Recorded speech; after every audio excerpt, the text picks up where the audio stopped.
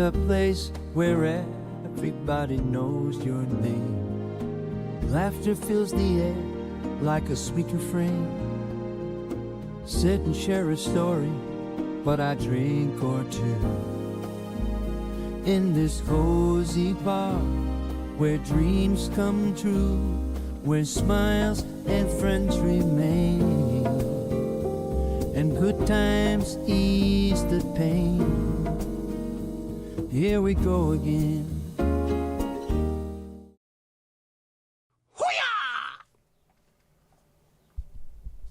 Hello, hello. Can you see me? Can you hear me? Can you let me know? That'll be just swell. Right, I've forgotten loads of stuff. I can tell. I can already tell I've forgotten loads of stuff. But it don't matter. It don't matter. It don't matter. Mandy, how you doing? Wagwan and ting fam. Right. Well, Jesus, suffering fuck.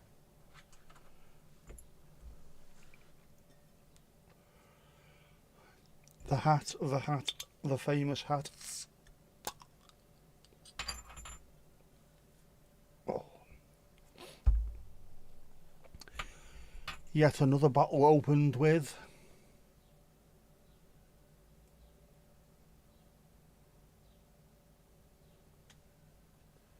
Get rid of my eyes. With that. Balls to it. Yeah, it's a bit warm, isn't it? It's a bit warm. It's a bit thirsty. Just can't get settled at all today. In any way, shape or form. Right, anyway. Dukey's on. Lights are on, cameras on, mics on. What else? Dukey tunes, chat. Everything's working. Everything is working. Including, I'm going to show you this now. You of all people should understand this. How interesting this is. It's of no interest to anybody whatsoever, to be honest. My walking, the map my walk that I do, I, like an absolute knob, signed up for a May challenge and I forgot about it. If I look down, my hat should cover my eyes. What you're saying is cover my face, really, aren't you? Yeah, anyway, I signed up for a challenge on my mobile phone to walk 20 miles in May.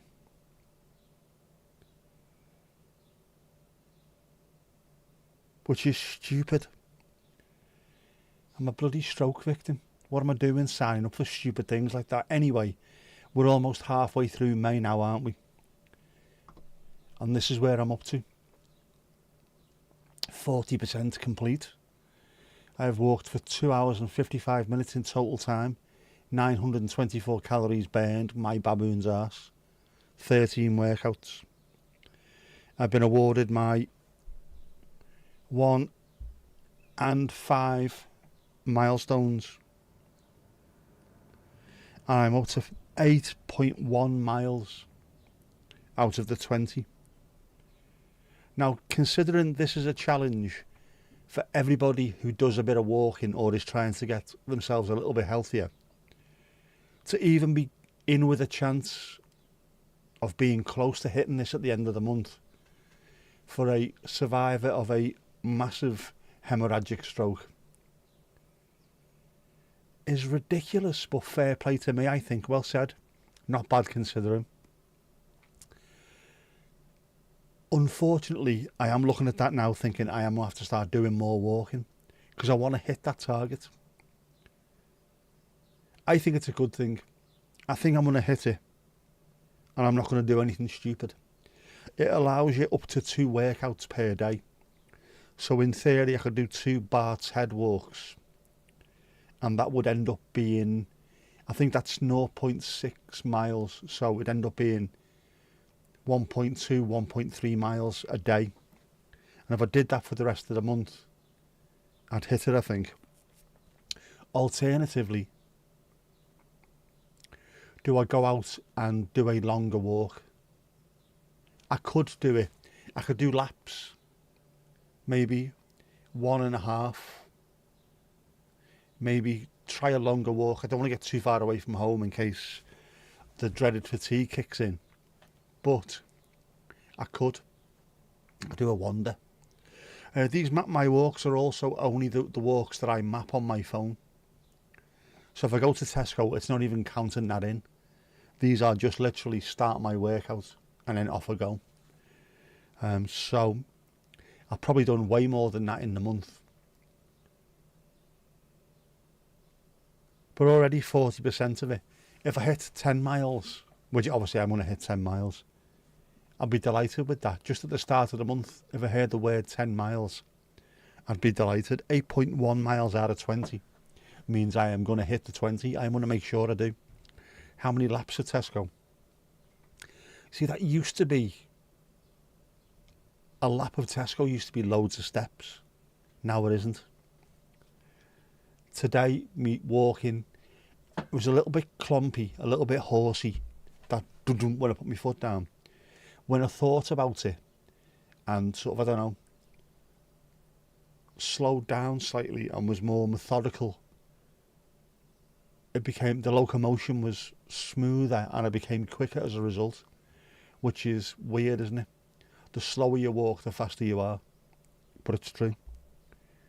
So I think there's a bit more work to do on the locomotion and the actual style of walking. I think what I need to do is I need to get on the treadmill, because that's just a consistent belt going consistently on a same level.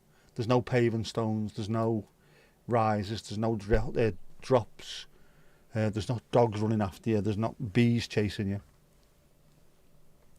If I get on there and just practice the smooth rhythm of walking, which I did, I haven't done for a while now because I've been going out more, but I think I need to jump on a treadmill a couple of times a week and then just work on that rhythm, the flow.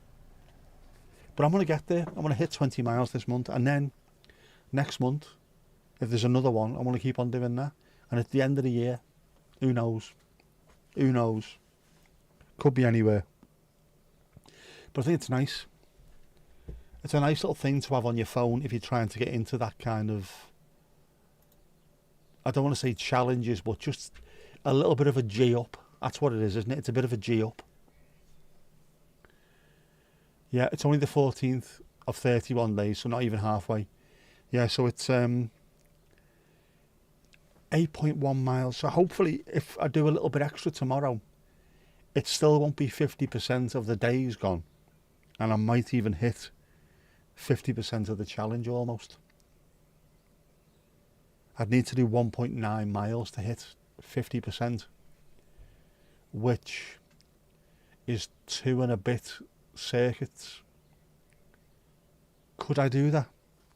Could I just go and have a wander around on Ainsdale Beach? Would I go further on the beach? Can I find a walk where I can drive to it and I can have a good walk around, but I'm always close to the car? This is the only thing that's in my head. I can't go too far away from either the house or the car.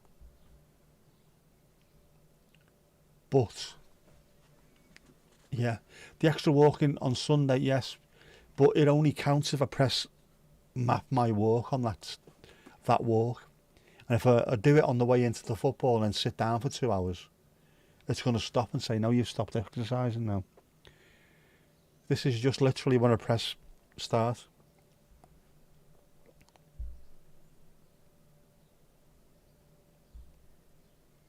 The next milestone is halfway home, which is your 10 miles.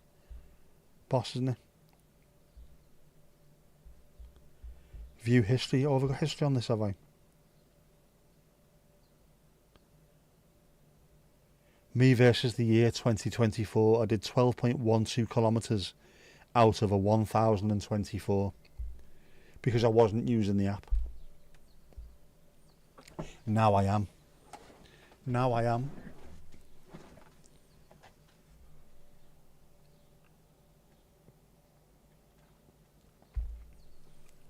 So we're going to get there, man.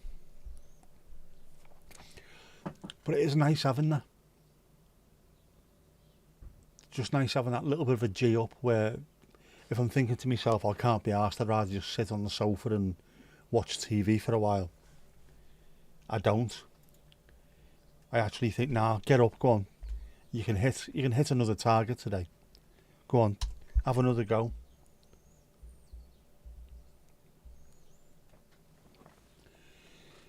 So I'm going to do it. I'm going to hit me 20. No matter what happens, I'm going to hit me 20. I'll make sure of it.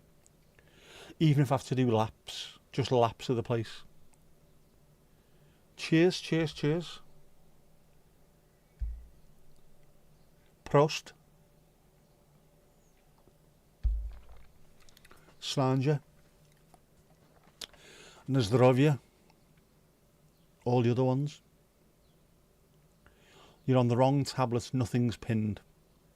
Sounds painful. There's no such thing as the wrong tablet if you're here, Mandy. Remember that. Yachida, that's the one, isn't it? Yachida, boyo. Or, come. Skull as well, skull. For our Scandi folks. Bloody hell, it's warm, isn't it? Yakida. I know how to pronounce it, man. I know how to pronounce it, innit?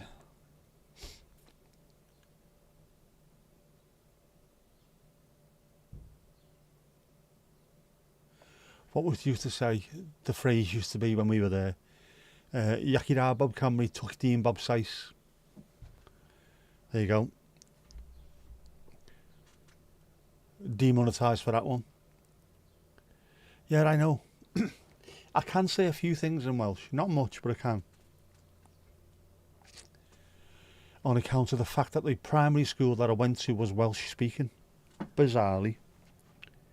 You'd think it'd all be the valleys, wouldn't you?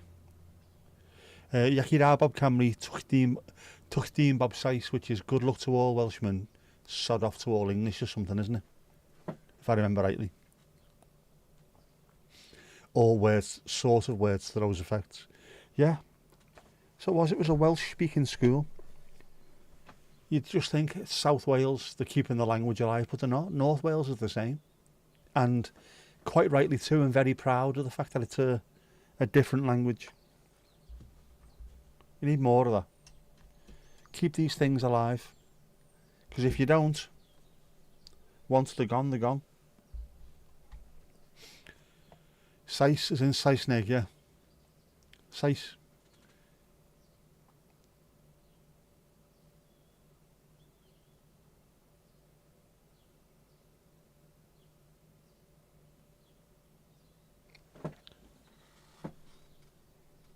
Is Sice England and Saesneg English? Is that what that is? More Welsh speakers in the North Sea? I didn't realise that. Although, to be fair, North Wales, there used to be more of a Scouse accent. It's starting to become a bit more Welsh there. And also, South Wales used to be a really Welsh accent. And when you hear kids coming through nowadays who are born and raised in Cardiff and Swansea, they sound Cockney. It is bizarre. Not all of South Wales is losing the South Welsh accent, but a lot of these new kids coming through just seem to speak with a Cockney accent. It is absolutely bizarre. In fact, a lot of the entire south of the UK speaks with a strange hybrid, not Cockney, but just a generic southern accent. Anywhere south of, I don't even know, south of Derby, and you're starting to get into that kind of, I don't know, you can't really tell the difference between people who come from Luton, London, Cardiff, Southampton, Brighton. Everyone just sounds the same now, a generic southern accent. Why? Why is it? Be true. Saesneg is English. I thought so.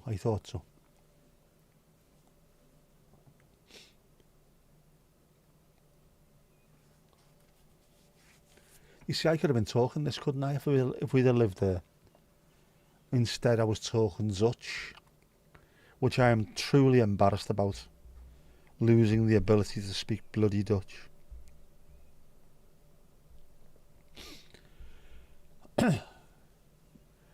But, what? Is that Gluiger is England? What? How the freaking hell do you pronounce that?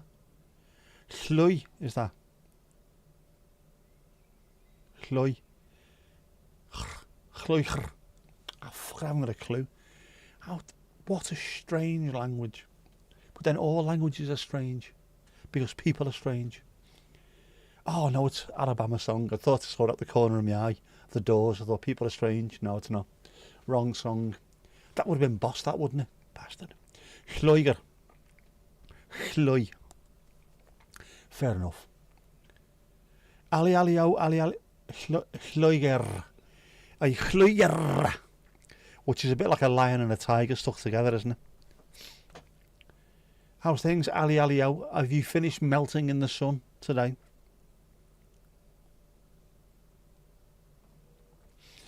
To be honest with you, Gluiger there looks like you've had a stroke as well.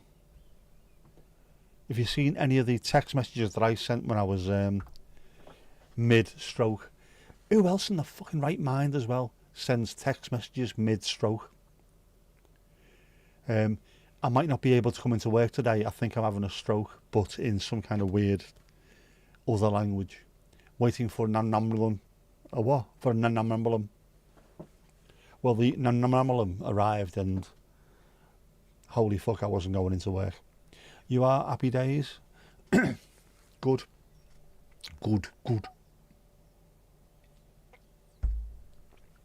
Wasn't quite as warm today. It was only 21 degrees, which doesn't sound too different to 24 degrees, but it felt a lot different.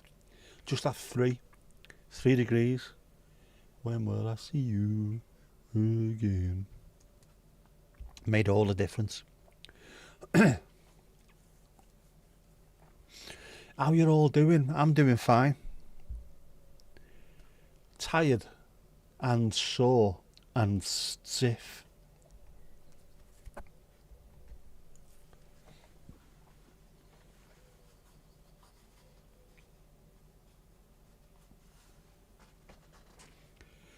I did my walk. I finished work at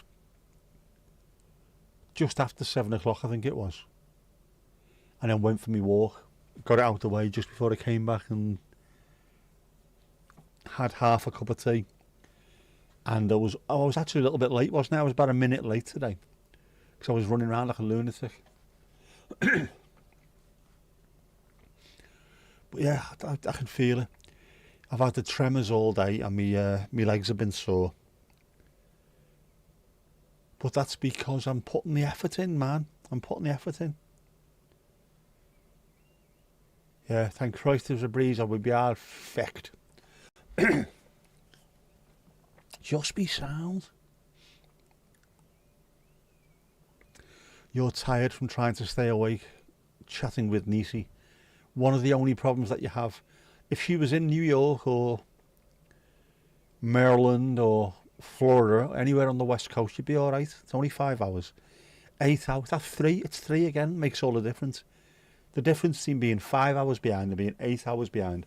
8 hours is a full day's work. It's ridiculous, man. But it's over there, isn't it? Same as with my mates who are over in Australia. There's one in Adelaide, one in Melbourne, I think 3 in Sydney. So it's either 10.5, 11 or 12 hours difference. Actually, no. 10.5 or 11 for Australia. 12 hours for family over in New Zealand. Which, if you're a night owl and they're a daytime sausage, whatever it is, they're happy. It's great, but the other way around, you're knackered.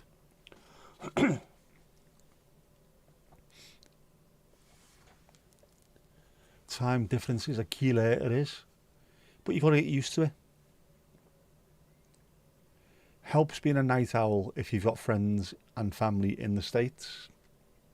Helps being an early bird if you've got them in, say, Southeast Asia or the Antipodes. New York or Connecticut would have been easier. How come she moved from... She said she was in Connecticut, didn't she? Was it just the job moved? Or was the whole concept there and then for Viva Pause Vegas? Did she know it was going to happen? Ah, Vic. Speaking of which, sorry, completely ignorant of me. Vic that we're talking about has a channel. Ah, Vic. Well, Mandy's Vic, you know what I mean? Mandy's niece. She has a channel and it's absolutely fantastic. 3 stunningly beautiful dogs, each with their own personalities, full of the joys of spring, full of energy, beautiful to look at as well, really are. So if you like dogs, especially gorgeous dogs, adorable dogs, get yourself on that channel, genuinely. She started live streaming as well, so we need a bit of support for our Vic.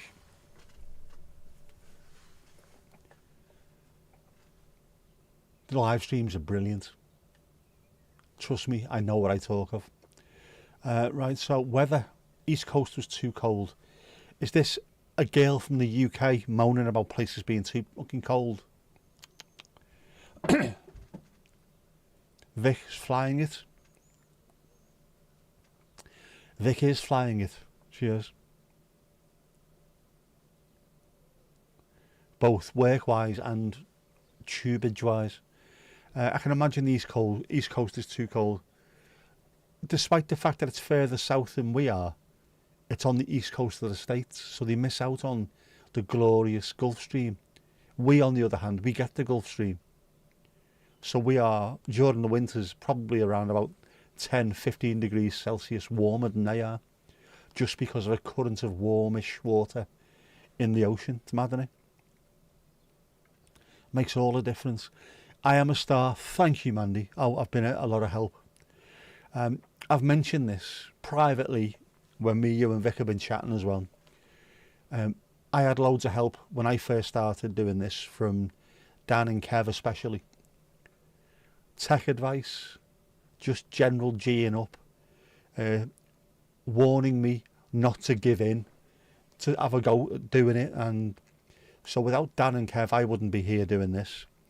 I know Dan and Kev will also say a big thank you to Mandy for your support when they were first starting. I know Dan was already in the channel, but when he moved to doing his brew and banter on Arias and the Nation and that, the amount of support and help that you've provided is hugely appreciated by them too, by me as well especially. So what do? I pay it forward, of course. The next people coming through, which is Vic, and hopefully at some point when Vic is monetised and is absolutely smashing it completely, someone else will come through and decide they want to start streaming or building a channel. She'll do the same thing. It's the way we should do it. You can't be gatekeepers on YouTube. It's supposed to be helping the next people coming through, which is why the likes of like a Casey Neistat, his channel's massive. He is massive, but he's full of enthusiasm and support and tips and tricks for people. If you want to make videos like mine, this is how I make them. It's brilliant. That's how you should be. Help the next generation coming through. Don't be a gatekeeper, be a grandfather. There you go. Oh, cheers, Alalio. Yep, technical advisor. There's loads of tech stuff. And here's the other thing as well, right? It might sound like I'll be able to give more advice because I have a channel that I'm running and I do live streams and I understand how a live stream works and I understand how editing videos works. Brilliant. But you're also subscribers. You subscribe to a lot of people. You understand what it is you want to watch. You understand what you get value from. So if you're talking to someone who wants to start a channel or who has a channel and is trying to make that grow, you're all in a position to say, do you know what? No, what you're doing now isn't working, or have you tried doing this instead? I'd be more interested in watching this kind of video, and if I am, other people might be. Have you thought about doing that? So the tech thing works both ways there. Casper, good evening. How are you? Yeah, so the tech advisor isn't just me, it's all of us. This is what we expect from a video, this is what we expect from a live stream. How do you do it? I'm not sure. Have you asked Nick or Kev or Dan or someone? See, we can all do this. It all works together. Boom, boom.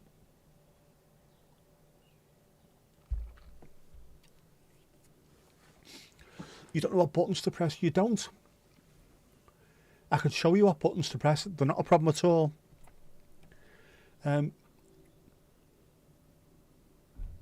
But there's loads of different things you do with the channel. The on-screen assets that you make. I'm not sure I'd be able to make them myself. I could make something else. I'm not quite sure I'd be able to make them. So I'd have to ask you how you do that. You show me how to do that. I'll show you which buttons to press. There you go. Press all of them at the same time and see what happens. If I pressed all my buttons at the same time, I think I might wipe the internet. We don't need that. Yeah, but there's loads of different sides to running a channel. What are you drinking? What are you having? What are you drinking? Have a drink. Creators don't always listen. Absolutely. The ones who do,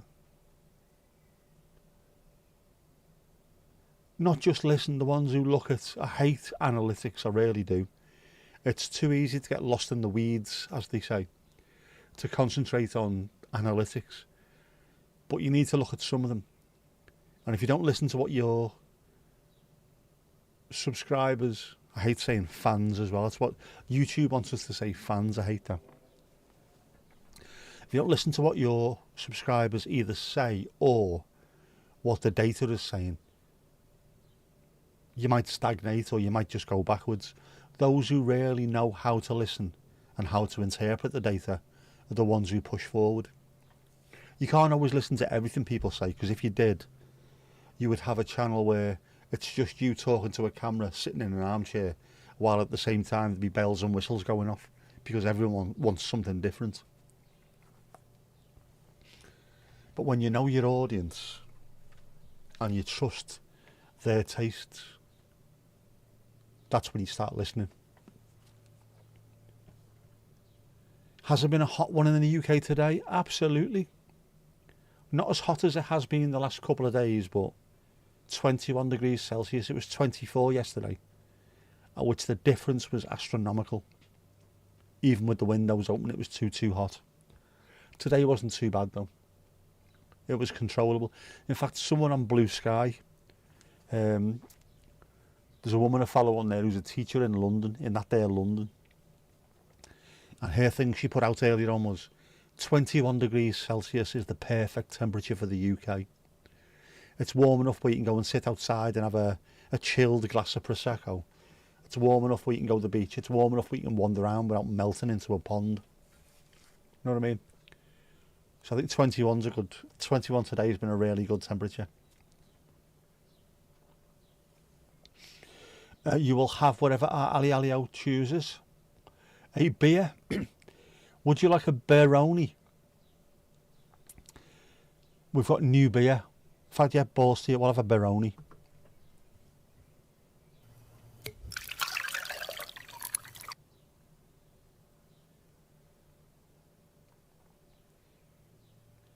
In draft or bottles. A nice Baroni. It's been hot for you in Ireland. You could do with a fan, it's still warm out. Mandy, you've got a fan here. Yeah, everyone buy yourself a fan if it gets too hot. Genuinely. Heat stroke is no laughing matter. Genuinely no laughing matter. Look after yourself, man. Oh, by the way, speaking of the Chanel, or channels rather, you may have noticed the last couple of videos have looked a little bit different in terms of packaging and whatever. I'm doing a test. I'm going to test what vidIQ AI does with the thumbnails and what ChatGPT does with, whenever I do a video now, I'll take that video, the link to it, I'll put it into a transcript downloader, because you can do that. It downloads the entire transcript. Right, see, it downloads the transcript of me talking Scouse.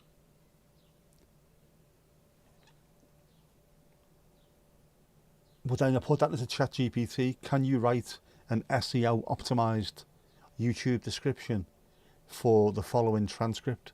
And it goes through and it writes it for you. Copy, paste, in it goes. It's amazing. You can't remember what you called a black Russian slushy. A brushy, of course.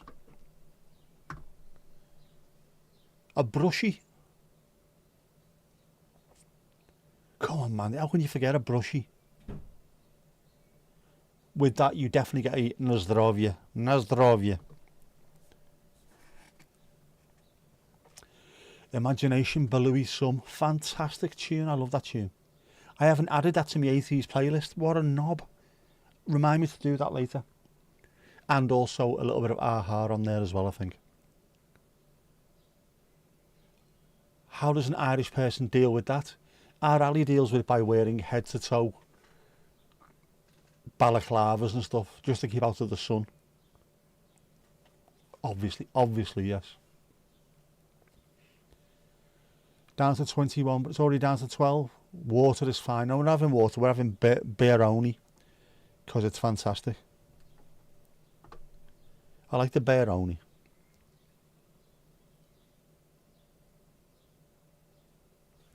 We will have some updated on-screen assets as well. Mandy is doing some work on them as we speak. It'll take a while though, because these things do not happen overnight.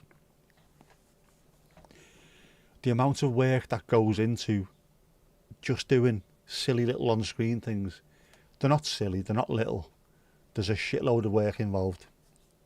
So I would say thank you, Mandy, for the amount of effort that you put in, the amount of work that you do. It is appreciated.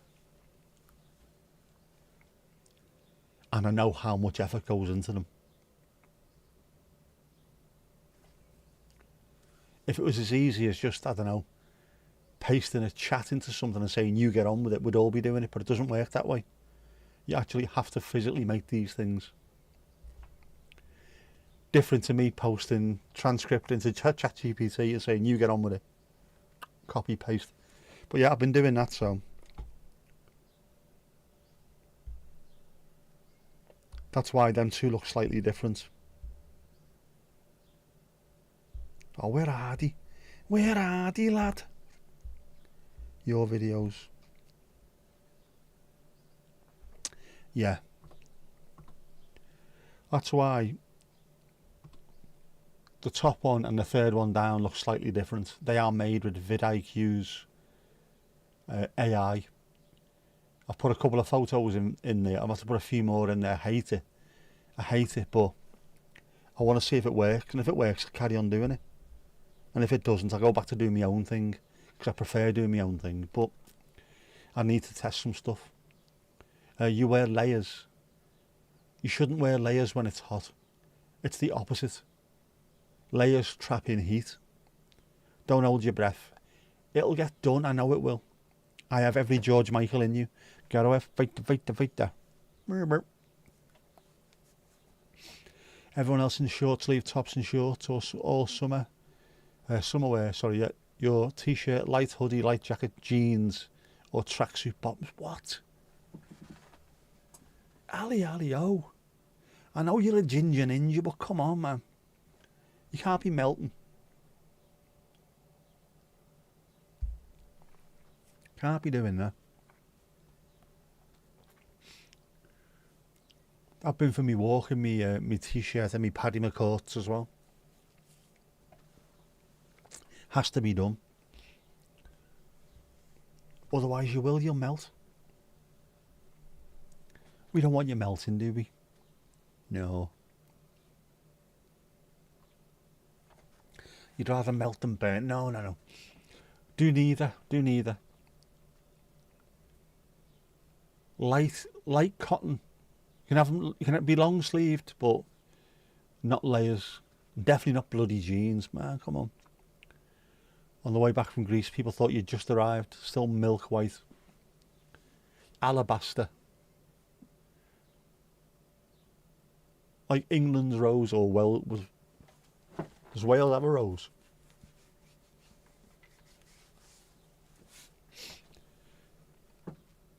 You've got to be careful. Obviously, if you like us three, with our complexion, mine's grey. I'm like Billy Connolly. It takes me a week of sunbathing to go white. You've got to be careful. I melted over in LA in 1988, where they had the best thing I've ever had in my life.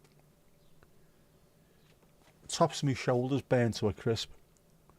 And they had this, like a gel it was, an after sun gel. And it was made out of cactus. So it was really green, gloopy gel, stuck it on. And within a couple of days, I felt fantastic. It was amazing. Good stuff, man. Daffodil. No, it's not a rose, that's a daffodil. You know, I don't know, if Ruth Jones passes, you're not going to have Elton John singing Goodbye Wales Daffodil, are you? Whereas he was singing Goodbye England's Rose because he's a tit. Usually start wearing shorts in pure protest in April and don't give in to trousers till early October. See one guy that never wears long trousers, even in the dead of winter, must be a postman. Aloe vera is good as after sun. I think that's what it's made out of, but this stuff was... I've had aloe vera, this stuff was made out of something else as well. Proper tacky, so it's stuck to the skin. Gloopy, greeny, jelly. It's mad. Best stuff I've ever tried. And after that, once it was sorted, I started wearing a t-shirt in the swimming pool as well, so I didn't burn to a bastard and crisp. Leak. Nah, no leak. Irish lads in shorts no matter the weather. Scousers are like that as well, Scouse lads. It was very Swarfigerish, it was actually, but it smelled nice. And I didn't smell of a mechanic for days afterwards. The reason, by the way, lads wearing shorts even in winter is because you don't really get cold wearing shorts. If your body is warm, the rest of you is alright. There's not much meat on your legs really, is there? Oh no, did not show Mandy the Coke bottle. Giza second.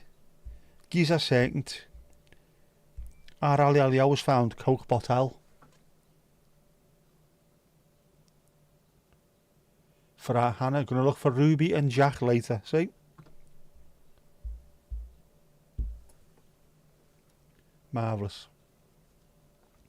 You get feckin' frozen. You don't. As long as your top half is warm and your feet are warm, doesn't matter about your legs.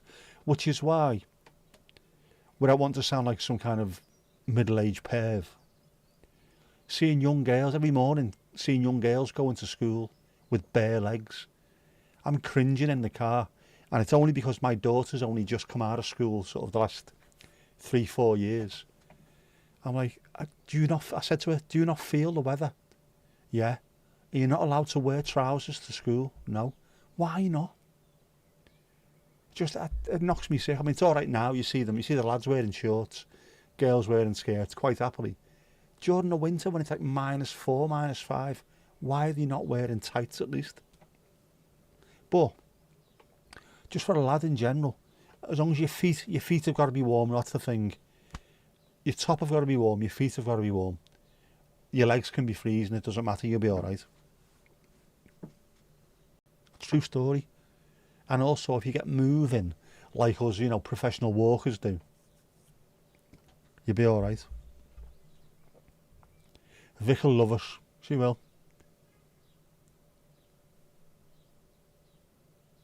Yeah, if you run for 5 minutes, it could be -10, you'll be warm enough.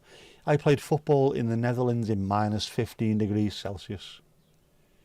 I was not a problem at all. I felt warm. I was sweating. I felt warm. But I could not take my football boots off afterwards because my hands had frozen. We had to get the the coaches who were wearing gloves on the side of the pitch to go into the dressing room afterwards and undo everyone's shoes for us. Not allowed to wear trousers. There was a couple of schools over here where the girls weren't allowed to wear trousers, so the lads started wearing skirts and caused absolute chaos. You can't do that. We're going to keep on doing it until you allow the girls to wear trousers when it's cold. You can't do that. Where is it written anywhere in the school rules that boys can't wear skirts? It's not. Therefore, we will continue to do it. So the girls had some really good allies, and I think that was a great thing to do with the lads. Fair play to them. Look after your schoolmates, man. Not just your schoolmates, look after your mates in general.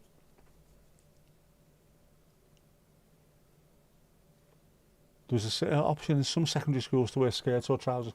There should be in the UK, and there should be in the whole of Northern Europe, to be honest with you, because it gets bloody cold. So just, it's not much, is it, girls wearing trousers? Girls were allowed to wear trousers in your school after protests.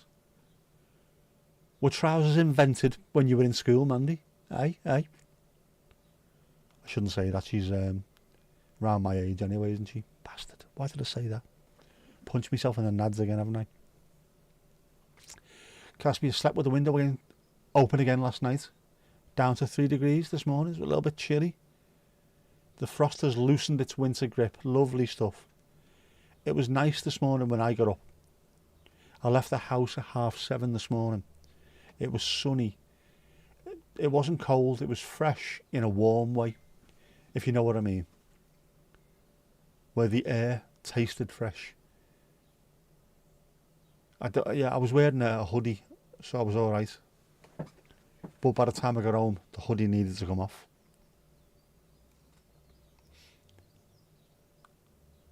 It was on the news some years ago, right?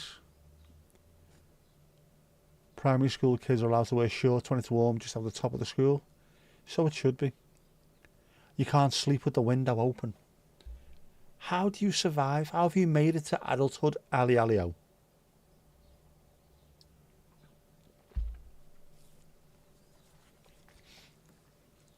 Or are you made entirely out of asbestos? Is that what you're trying to tell us? 17 layers and a balaclava during the summer. Windows shut. Mental. Fucking mental. Oh, an explanation of tonight's thumbnail as well. If you'd have noticed it, it was a still from Father Ted when the Chinese people turned up on their Craggy Island. I hear you're a racist now, Father. And the fella who's in it is a Scouse Chinese fella, an actor called Ozzy Yu. Hence, hey you.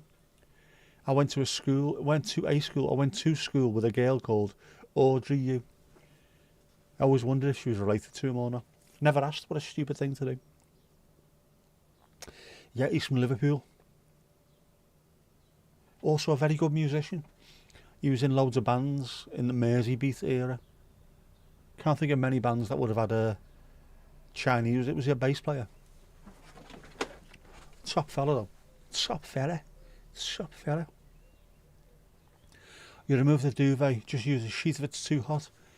Do you not do the leg exhaust when it's too hot? You put one leg out, and if that cools you down, it's sound. And if not, 2 legs, and it's a double leg exhaust. If not, gets binned. Never had any kind of dress code in school.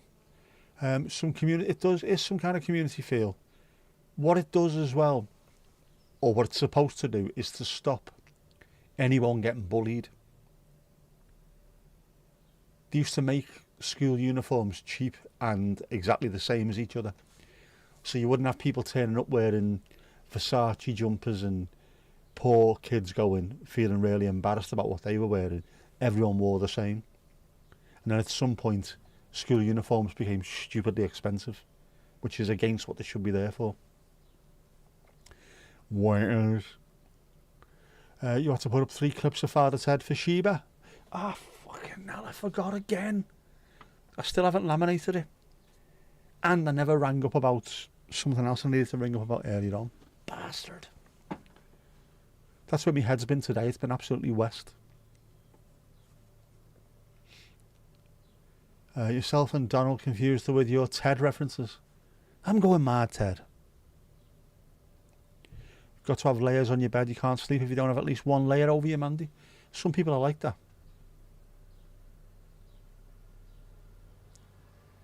I normally do. It helps the fact that this is a garage, converted garage, so it's cold in here. So even when it's really hot, this isn't overly hot. Or it doesn't stay hot for long anyway. Get to the evening time and it starts cooling down. Although I've had the window open for the last couple of nights, just until sleep time, at which point I've shut it, because I'm also on the ground floor. So I need to be careful. With massive windows that open out, got to be very careful.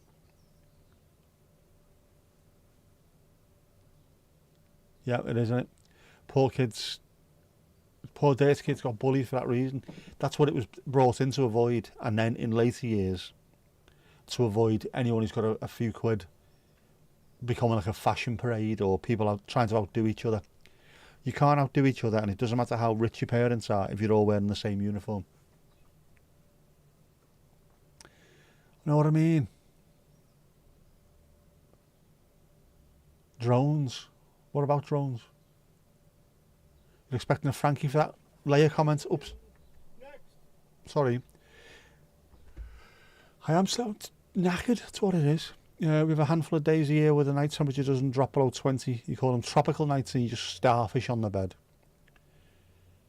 Underpants only, not even a cover. You need a fan. Get yourself a fan, man. Fan, man. Piggly Ding. Anyone else want to jump behind the bar?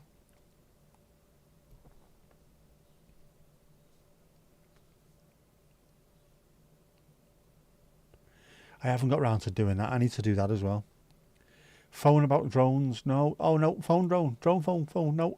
I watched the drones. No, this is about... I can't find my PIP document. All I can find... It's here somewhere, but all I can find is the yearly update. And I need an actual PIP document to claim my 50% off car tax. I want my money back. It's 180 quid, man. It's better in my pocket than theirs, isn't it? I need to get that sent off to them. ET phone drone.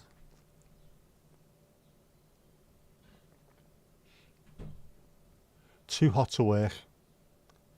Oh, are you? Ali E.T. Bennett, there you go. Ali E.T. Extreme Temperature Bennett, there you go, that's you. Too hot to work. Is that the weather, or have you got tickets on yourself, mate? Is that what it is? As the Australians say. I'm far too hot to work. Ooh, get it, I'll whack at you. Get on here.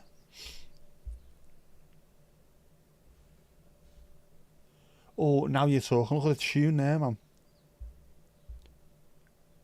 Pink, Orange, Red by the Cocteau Twins. I love the Cocteau Twins. They're not even Irish. Oh. As part of my routine, when I go to the football, when I go to watch Everton, I get all my stuff. I have me thermos of tea because I'm worth it. I get in my car, I put my sunglasses on, and I put on Spotify, This Is the Cocteau Twins, which is just a playlist full of pretty much every song they've ever done. And I will play that on the way there and on the way back, unless I'm streaming, of course. And that's part of my routine. I love us, love us, love us. We're loving it like that. Where's Nelly when you need him? Probably in the studio spitting rhymes, man. First Cocteau Twins tune you heard? It's boss tune, innit? I love the Cocteau Twins, man. I like all that stuff. All the 4AD stuff. What a great label they were.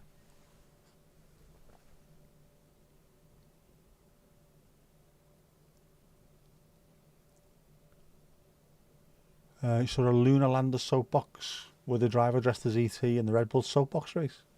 Started to binge that, yeah. Alright. You feel FIFA nostalgia when you hear the English commentator. Which was your FIFA? Which was your first one? The one that sticks in your mind? Which year was it? We're talking football, but video games, but it's still football.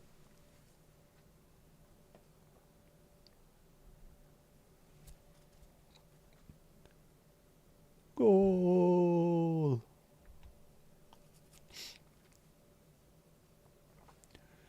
My one that I remember was on the PC. It wasn't even on a console. It was FIFA 98. And it started off with Song 2 by Blair. Loved it. You're still getting through your bucket of brushy. That's a big bucket of brushy, that, isn't it? Golazzo. Yeah, it's not Lazio, by the way.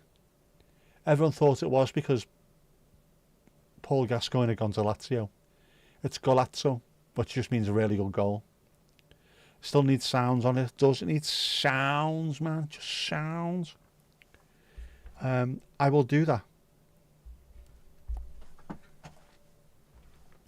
Bollocks, bollocks, bollocks. I will do that.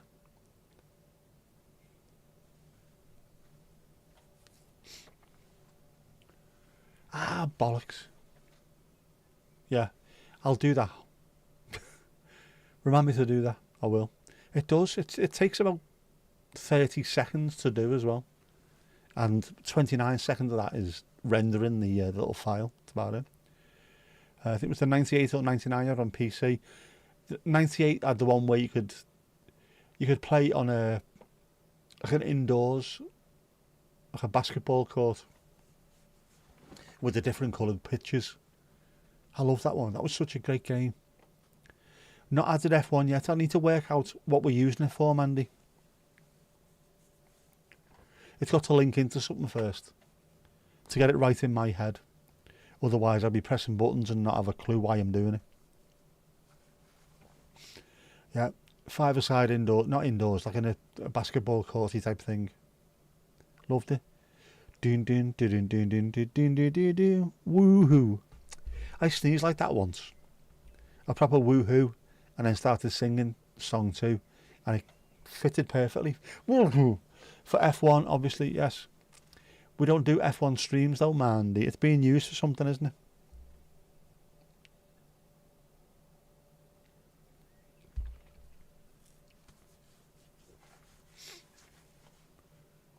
Oh, now you're talking. What a tune that is. Mark Lanigan, 100 Days. A man whose entire voice just is made of oak, whiskey and cigarettes and stone and moss. Amazing, what a voice.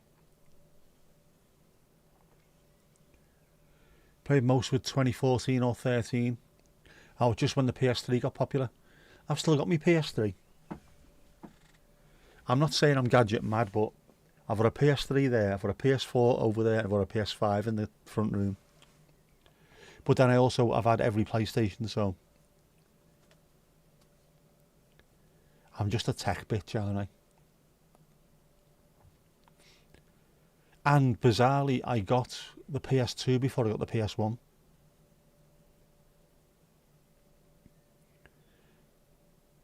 Ended up with loads of PS1 games off someone. Got the PS2. And then picked up a PS1 really cheap, just to have somewhere else. I played loads of that. I wish I'd have kept that, and the PS2. In fact, did I have 2 PS2s? One went knackered. Red Ring of Death. 2 PS3s. Similar kind of thing. The 4 lasted forever, and the 5 as well.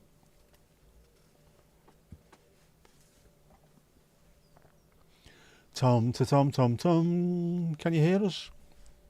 I'm a tech whore there. What do you call me? Doof and Connor as well, yeah. I wouldn't say I'm a tech hoarder. Well, I am. I don't get rid of it, but I do buy the new thing when it comes out because, well, before the accident, before the incident, what do we call the stroke? Accident, incident, the big explosion. If I paid 500 quid for a console, I would get my money's worth out of it within the first month. Used to do a load of gaming, and I'm quite happy to spend that big time. Even I bought the PS5 after the stroke. I have bought every Call of Duty since. I pay every month or every time there's a change in this season for Call of Duty. £8 a go, and I play about 2 or 3 games. I paid for it last week. I'm going to have to start playing again to get my money's worth out of that, but I don't mind. I love it. Oh.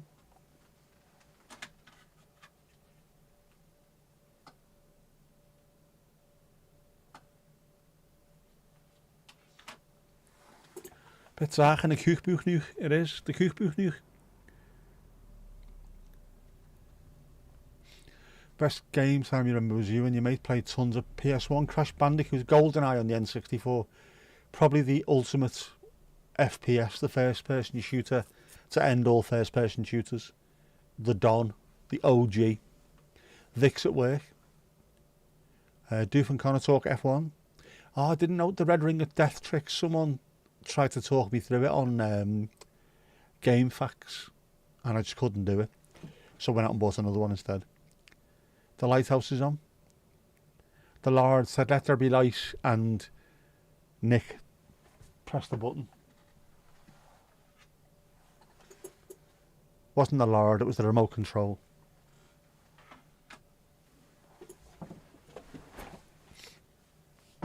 Oh man. Sneezies. Feels very sneezies. Yeah, I can't even do anything with that. I've got buttons I can press to turn things on, but, well, that light, that light, the one on the right, the big standardy lampy thing, that's on me phone. The tray I have to pick up and flick it.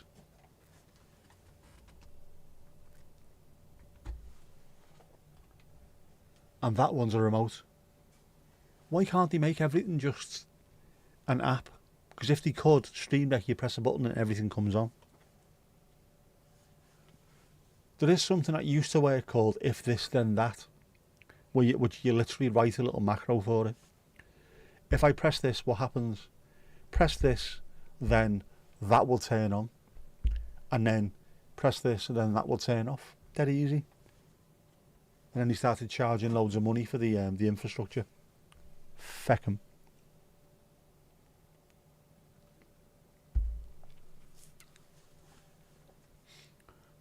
The Lord said, "Let there be light," and Nick said, "Hold on, where's my remote?"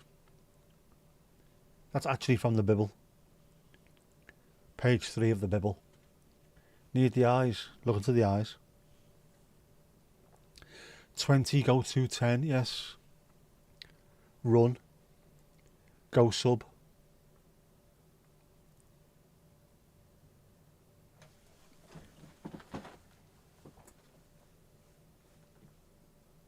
What did it used to be? 10. Like John Smith is a wanker. 20, go to 10, run. Put that on the BBC macros in school, and then every computer had that John Smith is a wanker written on them.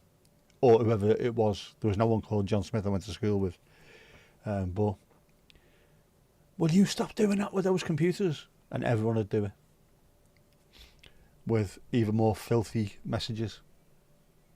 Next person who does that was getting detention. Shove your detention up your ass. Go to 10, run. Print, yep. Don't panic! Oh, you're watching Dad's Army now, have you, Jeff? Jeff's smashing the classic UK comedy, isn't he? There's Jeff. Where was he? What was he doing? Why was he not there? What's he been up to? Al Jeffery.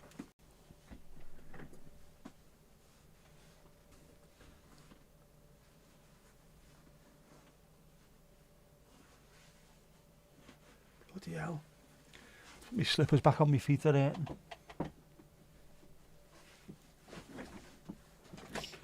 That's because of all the miles I've been doing, obviously. Miles and miles and miles.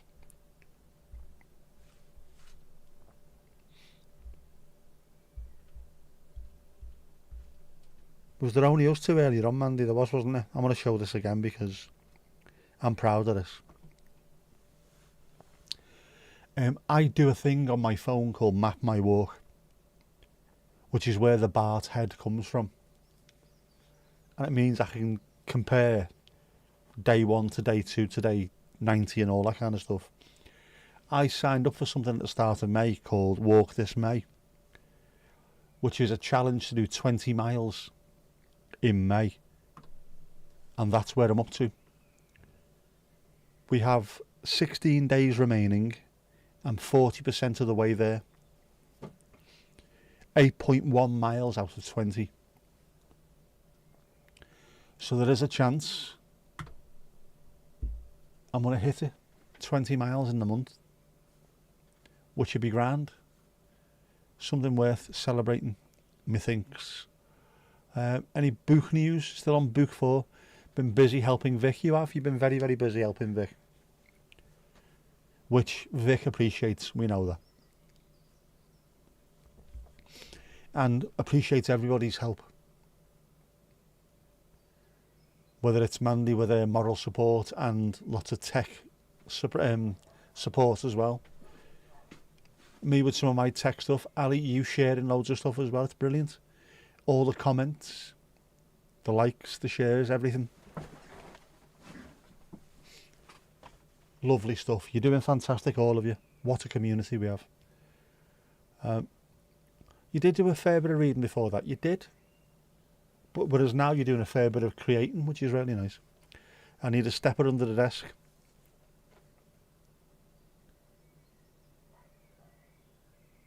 Is that what they call them these days? Yes, but the thing is with the steppers, you need to stand on them. You don't just do that under the desk. You actually, to get the most out of them, you stand on the bloody things. Stood up, tall. That's how your calves get rock, man. Like solid, like a rock. We used to have one in the house. A proper one that came from a gym when they first came out. Very, very expensive one. Don't know why it went. Know what I mean? Where did it go? Why did it go? It was built like a tank as well. You have to get a forklift to move it.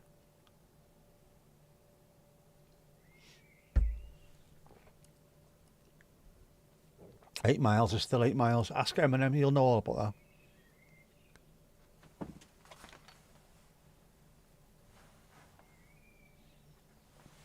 The birds are being very loud now.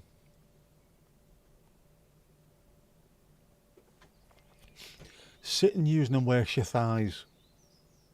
Perv. Isn't that a saying yet? It is. Is it Lao Tzu who said it?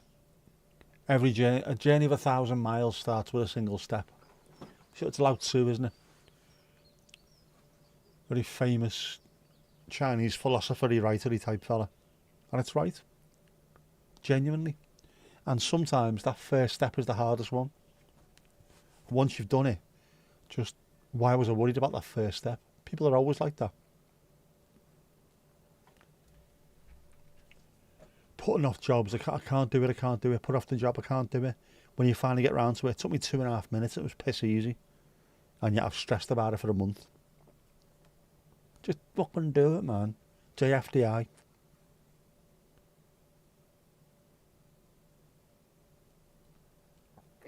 Anyway, do my thighs need working? Probably do, actually. My calves definitely do. My thighs probably do a little bit as well. I used to have quite chunky legs. Not massively chunky because I'm tall, but they used to be a bit more powerful than this. Playing football every week. I've got long legs, so they're never really... You don't see many tall sprinters. I know Usain Bolt is massive, but you don't really see too many of them because your muscles are normally stretched a bit longer than the more squat, sprinters, which is yin yang. You see, I've never really had any muscle problems with my legs. I haven't pinged anything, I haven't done a hamstring or anything like that. But I've never been chunky. 20 miles at 32k it is, which is a target for normal people. I'm not a normal person. If I can hit that in May, despite having had a massive stroke, I think that's a very good thing. And it could be the springboard. Who knows, or dares to ask. You find breaking a big goal into smaller chunks helps. A bit like with, I don't know, a ripple or something. Just snap it into little bits. It is. Very, very good advice. Very good advice. Because it isn't as daunting when you do that. And especially if you got a tick list, a little every time you tick something off, there's a sense of achievement, but also I am one tick closer to the final tick down. Diddly-doo. Diddly-doo-doo.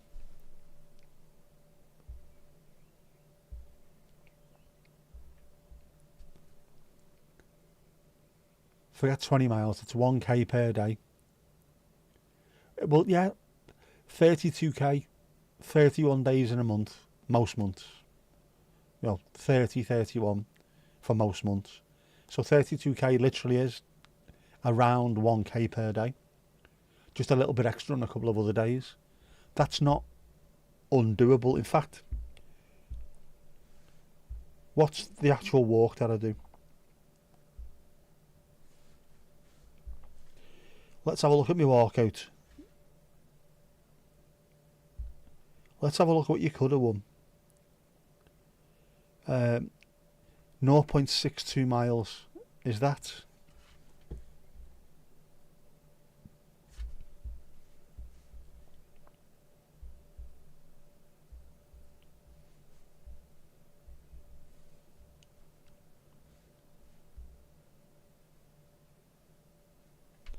What are you doing? Oh, yes, okay, piss off.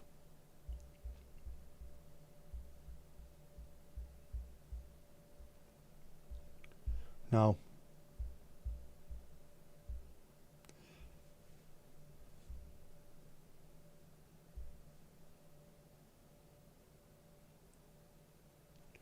Right, so 1 mile is 1.6 kilometres, so 0.62 is around about 0. Is it 1 kilometre, is it? So that's my regular walk every day, is just the Bart Simpson head. That's 1 kilometre. So if I do that every single day for a month, there's me 20 miles, there's me 32k. Near enough. Even that, like you say, that's not so daunting thinking about that. If before the month started someone said you've got to walk 20 miles, I can't do it. Yeah, it is. Just every single day go for your normal walk that you do every single day. And remember to press the button on your phone. Otherwise it doesn't count. Still counts towards steps, just doesn't count towards the challenge.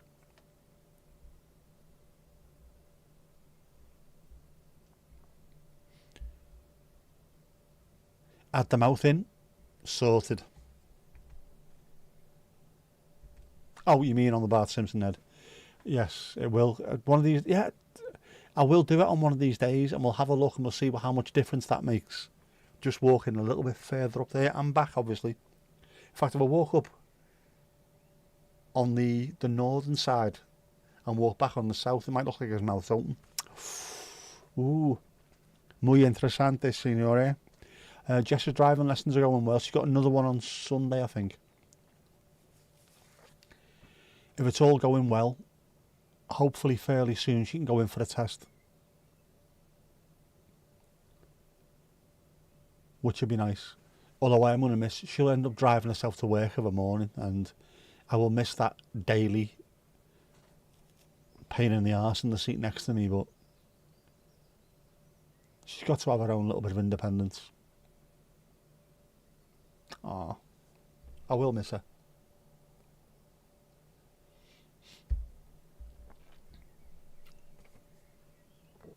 She didn't get the car. She's still looking. I think me saying don't get it yet. Just wait. Just wait. Just wait. Just put it off slightly. You said that loads. I know you did. I know you did.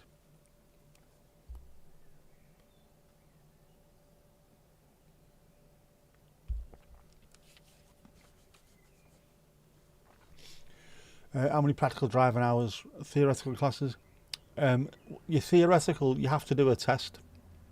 You've got to pass your theory test, and once you've done that, you can take your practical test. Your hours, there's no set amount of hours. They normally say at least 20 lessons, so at least 20 hours. But it's normally a lot more than that, unless you're really good at what you're doing. Some people are. When I got told to put in for my test on my fourth lesson, because I was absolutely obsessed with cars. So when the fella taught me, Welsh fella, Red Dragon Driving School, Halewood, Liverpool. When he first said to me, what you need to do is, I don't know. I knew how to drive. I couldn't do it, but I knew how to. Because I watched my dad all the time. I seen what his legs were doing, I seen what his hands were doing. Dad, I know how to do this, but I need to practice first. After the first lesson, he said, you've done really well there. Lesson 4, right, as you put in for your test. So it's different with different people. People that are obsessed with it will know. Those who aren't going to take a lot more. But they end up doing a load more lessons nowadays than we did because, I don't know, the cars are a bit more involved as well, aren't they? They've got to do show me, tell me. Got to show them around the car and tell the instructor what everything is, and he asks how do you change or how do you top up the windscreen washer. They've got to be able to undo the bonnet, lift the bonnet and show them where it is. All these things. We never had to do that. I will still get Dad. Stupid. I will. Always. 12 lessons there, you can't remember. Yeah, it doesn't, in the UK at least, there's no actual set amount, but the average is, well, sort of at least 20.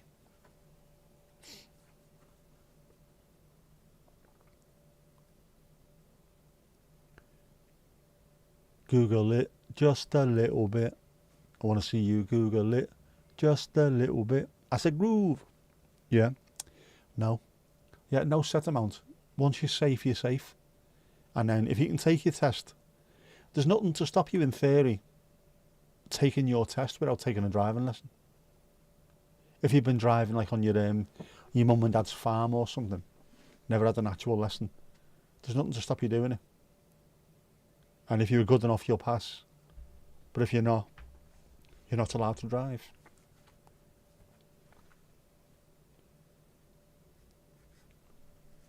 But it's changed as well, hasn't it? I mean, it used to be, we never had to do a theory test when I took mine.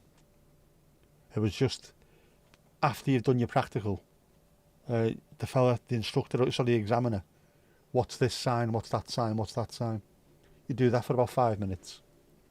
Can you tell me this, can you tell me that? Yeah, okay. I'm pleased to tell you you've passed. You had 28 driving lessons, 22 theory class hours. Oh, hang on.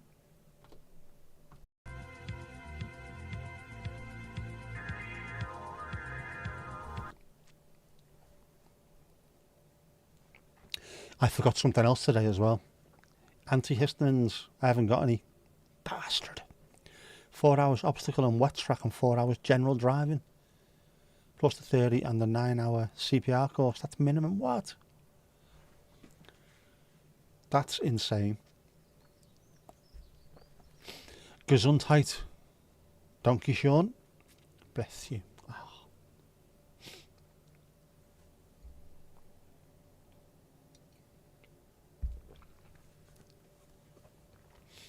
I need antihistamines. I need to get hold of some. I should have known yesterday as well because I spent 5 minutes or whatever it was pissballing about putting all my pills into the weekly. I've got a pill sorter morning and evening, and I put all my pills in there, but no antihistamines at all. Esther, how you doing? Nettle, what do you call me? I think I might have found one. Or a patch of nettles anyway. It looks nettly, and also there's another thing that comes out which looks evil, like a proper little tree trunk thing coming out with just barbs sticking out of it. Proper evil looking thing. Looks like there's nettles around there. I should have stopped, took a picture of it, and then used AI to tell you what it is, because it does that, you know. You can do that. Take a picture of it, use AI, what is this, it tells you. And if it's a nettle, I'll grab it with me piss poor hand. Cost about 20k or £2,500. £2,500 for a cowbell. And my antihistamines, Alnoc or Telfast, neither of them. I don't know, no idea what they are. What are mine? They are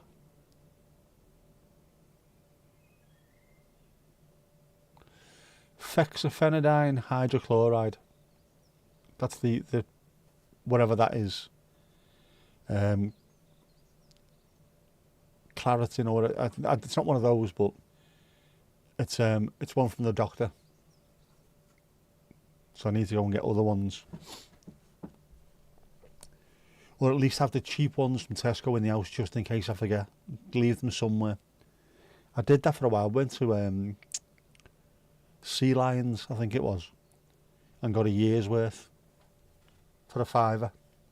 Did that with me multivitamin as well. A year's worth of multivitamins for £6. Just makes perfect sense. Are you not going to win the title? Oh man. Nettle thing's got to be worth a try. It has. If nothing else, just for you to know that you've caused me pain. Shitbag.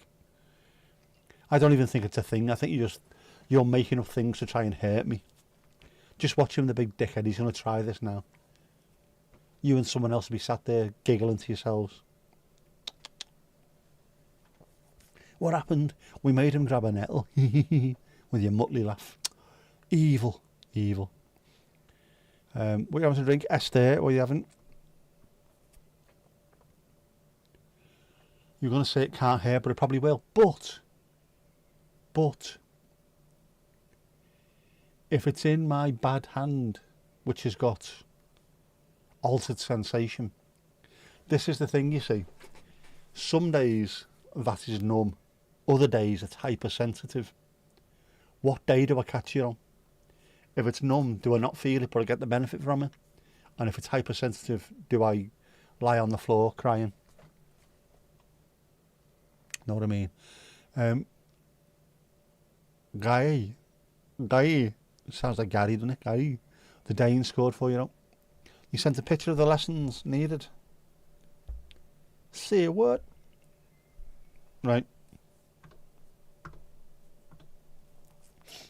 So there you go. A minimum of 12 one-hour driving lessons as part of the EDT, erectile dysfunction therapy. Before you can apply for your driving test, it's a mandatory requirement. We don't have that over here. Approved driver instructor. You must take lessons with an ADI. That's what my dad is. Yeah. So you'll have at least 12 lessons. Makes sense. There should be something like that, shouldn't there? Should be a minimum requirement.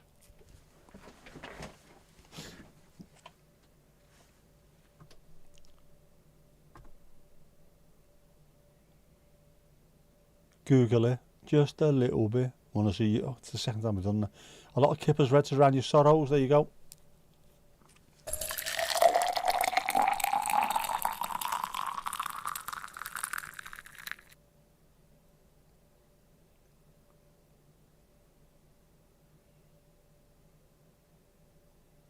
That's a nice kipper's red. That's a nice kipper's red. I like that. There it's the law that the pharmacy has to offer the cheapest kind, since some brands are just crazy expensive. That's the way it should be around the world. Unfortunately, big pharma, as they get called, are massive, and they put money in the pockets of corrupt politicians who stop that kind of thing happening. Google nettle stings for hay fever. One shall. Trump has gone a bit mad, hasn't he? He said they're going to lower the cost of prescription drugs, and the big pharma over there is going absolutely apeshit. We have paid successive presidents for thousands of years, well, decades anyway, to stop this from happening, and he's coming right balls to it. Go on, anything to make himself popular.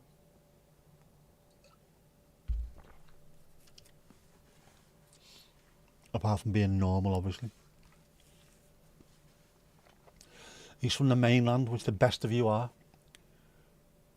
Oh, Looking for Someone by Genesis. The start to that song is Peter Gabriel in a nutshell. What a beautiful voice. He's stunning. Stunning.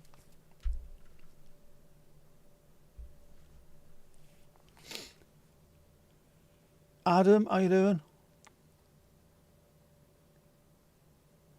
Daddy's home. Hi, Daddy.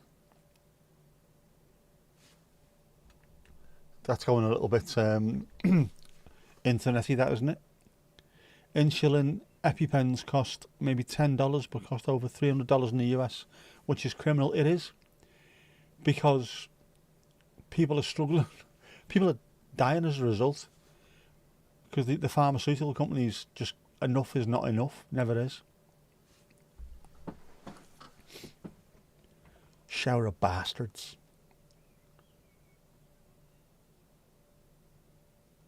The whole world should have some kind of socialised medicine. It should be a basic human right, the same as water, all over the world.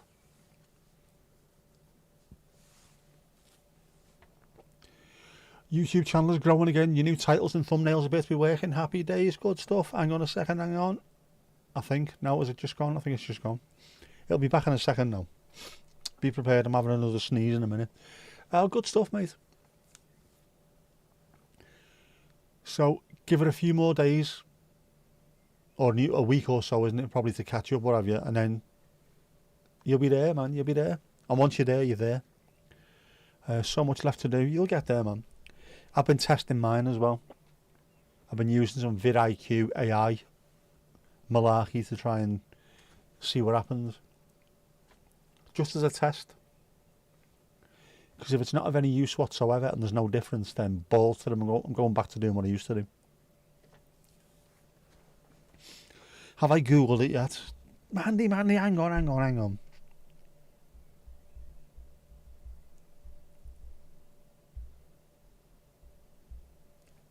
Nettles and hay fever.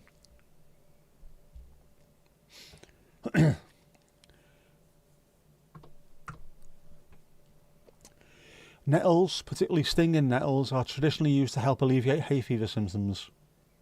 Bastard. They are considered a natural antihistamine and can help reduce inflammation and other allergy-related symptoms. Some people use nettle tea or nettle supplements to help manage hay fever, while others even use nettle stings with caution and guidance. No caution, no guidance from you, is there? Man is just there with a rattle in North Wales going, grab the bastard thing, go on! Sting yourself, you tit. Thank you very much for their potential anti-inflammatory effects. Right. Fuck it, I'll do it. Go on. If I get anaphylactic shock, it's your fault. I'm just saying that now, know what I mean? It's your fault, all your fault. I'll try.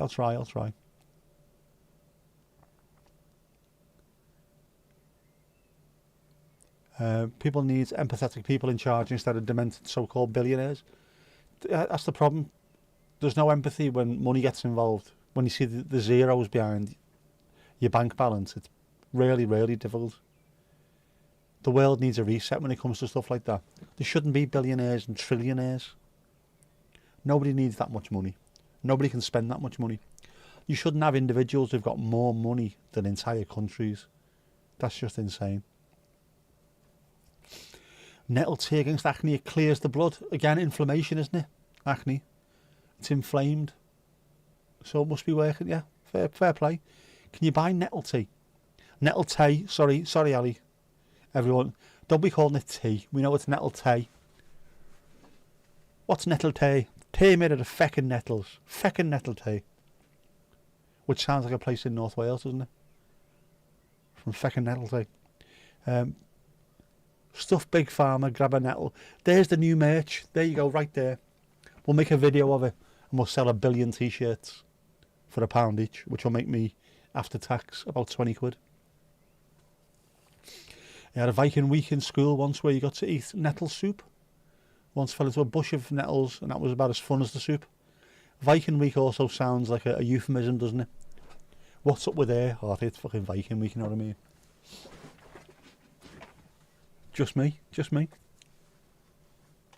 You got detox tea that's got nettles in it as well. It must be something good in it then. Yeah, Trump is a poor man's idea of a rich man. He's also a thick fucker's idea of a clever fucker. As is Elon pissing Musk. They're as thick as shit. The people that do all the work, the smart people, are not them. They're the ones with the cash originally. I'll buy that. That looks like a good idea. Yeah, because all the people that work there are genius. Doesn't make you a genius. I was on a plane once. Doesn't make me the fucking pilot. Is it grass I'm allergic to? Yeah, man. I think I am. Flowers I don't seem to have a problem with. Grass pollen and especially tree pollen I really struggle with. So of course it's tree pollen early on in the year, isn't it? Sort of late March, April, May. Grass pollen is a bit more May, June, July. After that it normally calms down a bit. But then you also have to watch out for spores. If it's been dry for a while and then rains, well, you get the gorgeous petrichor smell. A lot of stuff that's been hanging round, dormant, suddenly springs to life. Spores, fungi, etc. And if it's been raining for a while, the opposite side of things, when things start to rot, that's when you start getting that coming up as well, and that can trigger you. Like Shark Week, exactly, yeah. Nettle, tea. What was that from? I was reading something the other day about that.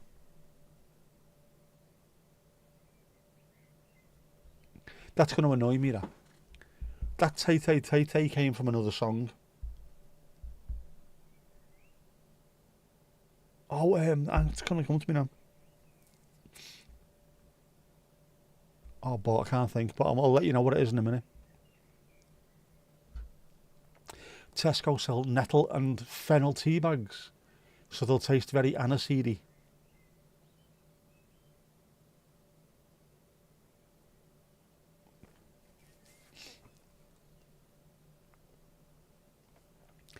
Laugh so hard at someone say Elon is a born 3 and had 10 operations to look like a 5 surrounded by a league of 2s. Nailed it. Fennel is a nice flavour, it's tad sweet. Tad sweet also sounds like he could be a US TV presenter, doesn't he? Doing the daytime show with Regis and Kathy Lee. On the sofa today we got tad sweet. Cross allergies, like if you're allergic to grass you might be affected by watermelon or banana. I'm alright with watermelon, I like melons. Still cheaper to grab a nettle. You're one evil bastard, you man, do you know that? I am convinced you just want me to hurt myself. Disgraceful behaviour. Vic, how you doing? Lunch break? Are we having a lunch break? How are the fur babies? Show Vic the video. Oh, hang on. Victory. Adonde. Oh, get off you, Frankie. Piss off. Here we go. We have found a Hannah Coca-Cola bottle. We are going to look for Ruby and Jack, aren't we? Our Ali Alio. Well, we'll say we, I'm not, because I wouldn't buy Coca-Cola products. Because they're evil. Evil bastards. How are the fair babies? What's fennel called in Netherlands? Hazardous Mandy, exactly. So pop in and say hi to everyone. Oh, brilliant. Don't forget, if you... Where's my links? Check out our Vic's channel, Viva Paws Vegas, with some of the most adorable dogs you will ever see in your life. One of which is, I don't know, like a horse mated with a tank. Jack, isn't he? Massive, man. Brilliant. Definitely watch. Subscribe, comment, like, all the other bits and pieces that you should normally do. Fennikel in Danish. What is it in Nederlands?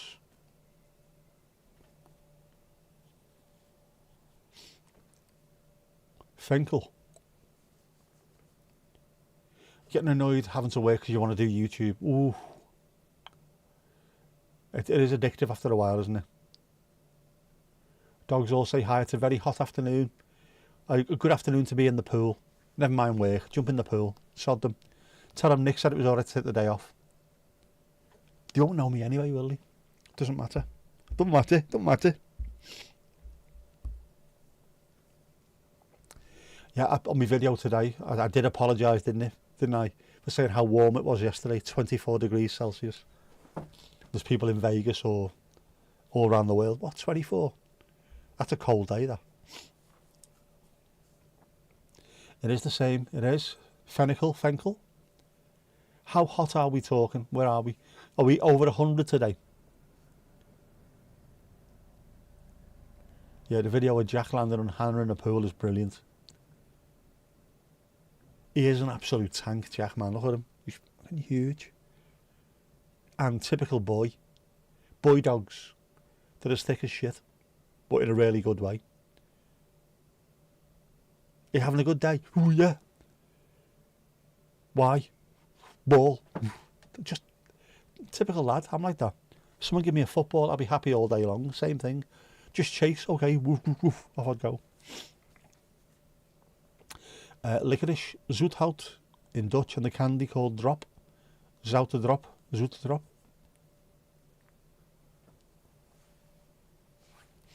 Saying 77 can't be. That's 77's freezing, isn't it? 77. That's less than we are here now. That's 25 Celsius. That can't be right. It was 24 yesterday. Wagwan, fam, wagwan.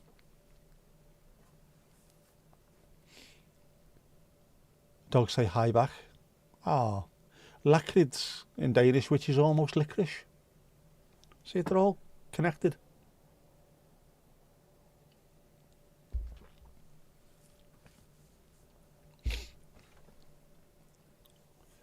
It's nice the way these languages are connected, because they are, genuinely. And we know that. Obviously, a lot of people came over from Denmark, Norway, Sweden, Finland, the Viking types. They're all settled in the north, especially the northeast, which is why people from the northeast sound so strange compared to a lot of the other people in the UK. They've still got that very Viking-y way of talking.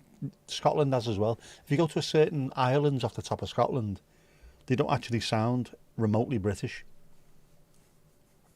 You would swear they came from Scandinavia or something. That's how they sound. And they are speaking English. What? Really? I can only understand 2 or 3 words in 10, says a man who speaks Scouse. Very English. Phone's probably broke after spending too much time in the sun. There you go, yeah. They don't take it into consideration, do they? Samsung, Apple and all them lot. What would you like in your next phone? I would like it not to melt once the temperature goes over, I don't know, 4 degrees. In shorts and t-shirt and dying. Ah, that's definitely not 77 degrees. That's bullshit. Bullshit. I'm in shorts and t-shirt. Where are we now? 15 Celsius. 72 is that? Something like that, isn't it? No. 30 plus 30, 62-ish. Oh, I don't know, I can't remember.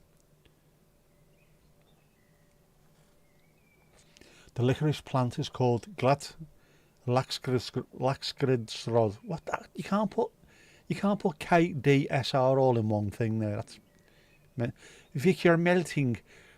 Ali, you melt when it's -3 degrees. What's going on here?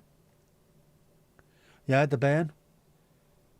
You say barn and by, yeah, that means town, just for instance. And also, when Geordies say they're going home, they say they're ganyem.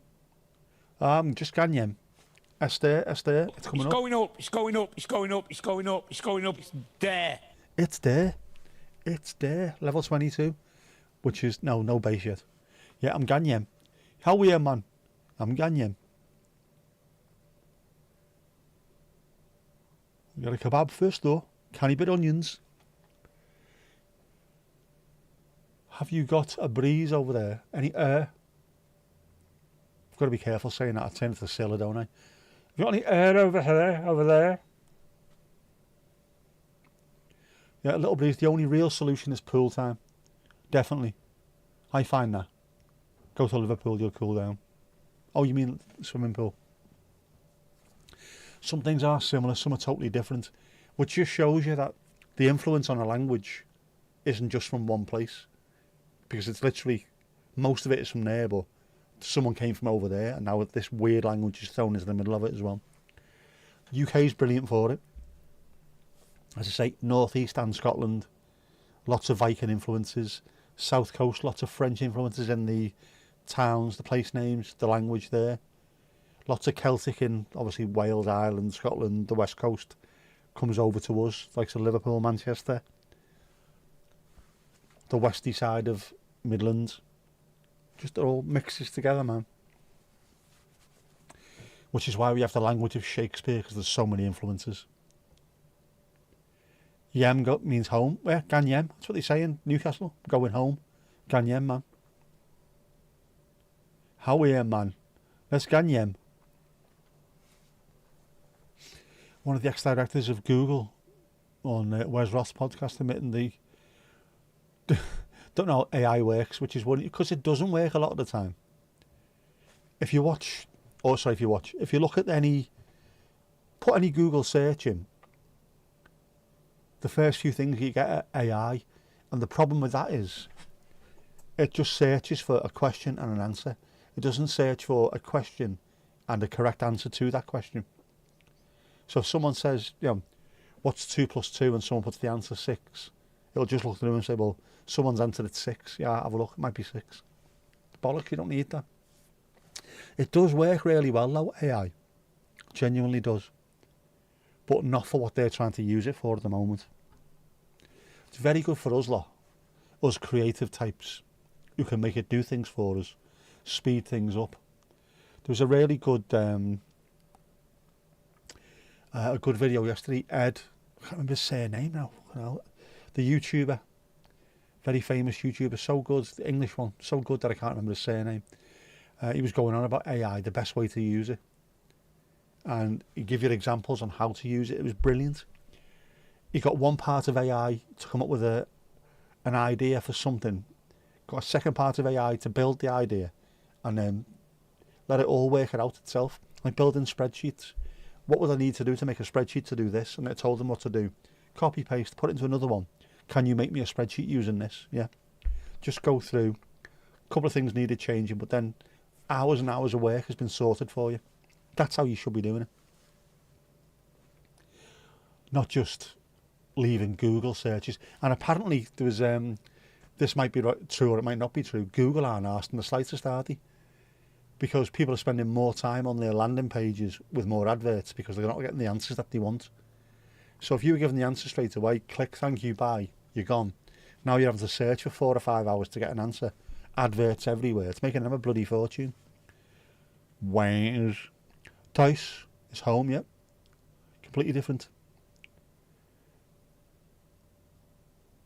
Fun fact, a different dialect in Italy is technically different Roman languages.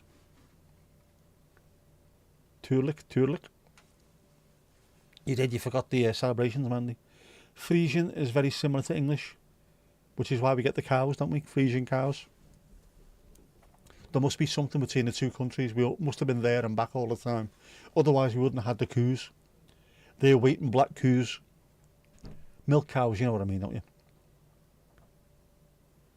You are already 29th in the Botrix table, Vic. You're smashing it, girl, smashing it. You like your numbers. We need to sort you out with Botrix as well, don't we? Remind me of that later. I'll go through it with you. Because it's really handy. People start getting genuinely addicted to it. Genuinely. Never use Google searches because Gemini's shite. have a few solutions that you use in Google, isn't it? It's handy if you put a swear word into your question, and then it just keeps away from AI completely, which is quite good. You get proper answers at that point. To schedule something, no problem at all. As long as it's not after about 3 o'clock in the morning, our time, I'll be fine. At which point I'll be starfished myself.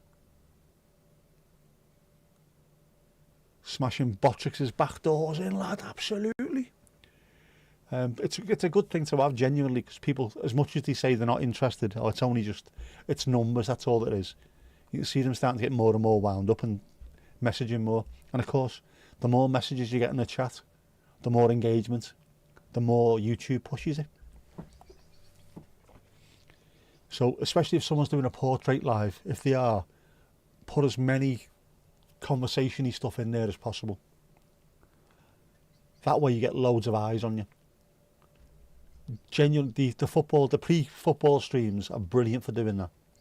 There's an audience out there for everything. The coffee Dower Egbert streams that I have before Everton games are brilliant for it. And that's all you need. Occasionally get people's eyes on you and go, oh, I quite like this. Like Dan. I think he joined hoping to see what Evertonians made of the Man City game, and then it's just ended up subbing to the channel. So, because it wasn't me being a typical knobhead about things, it was just me chatting away. Going to do another live after work and then a bigger one over the weekend. Get it smashed, lid. Yeah, not addicted, just consistency. Yeah, a lot of folks have been posting about Danish numbers are insane because they based 20 from back when herring was sold on sticks of 20. It has, and you might not notice it, but everyone else who looks at it thinks it's stupid. It's not. It's just, it's old. That's why we did it then. We just carry it on now. But it does make no sense whatsoever, which is great because then you can fuck with people's heads. I like us. Oh, if you ask AI a question and the answer is shit, if you say that was a level 1 answer, give me a level 99, you get a much better one. There you go. That's a pro tip right there. Go on, share that far and wide. Let's change this. Or alternatively, just start lying on everything you do so AI goes mental. Angie, how are you doing? Much love to you as well, and everyone in the world. It's been like that for over 1,000 years. If it's been like that for 1,000 years, don't change it. And it winds people up, which is even better. That's what we need. But your language, yeah, it's our language. If you don't like it, piss off. But, no but. Haring is good. You're counting harings? Nah. If you ask AI to make a picture of a watch and says a certain time it should show, it can't do that. It just shows 10 past 10 every time. I did not know that. I haven't got it to do any clocks yet, have I? Or have I? I can't remember. Take it one day at a time. Lost a dear family friend 2 days ago. I'm sorry to hear that, Angie. Hugs coming your way. Ah, never nice when that happens, is it?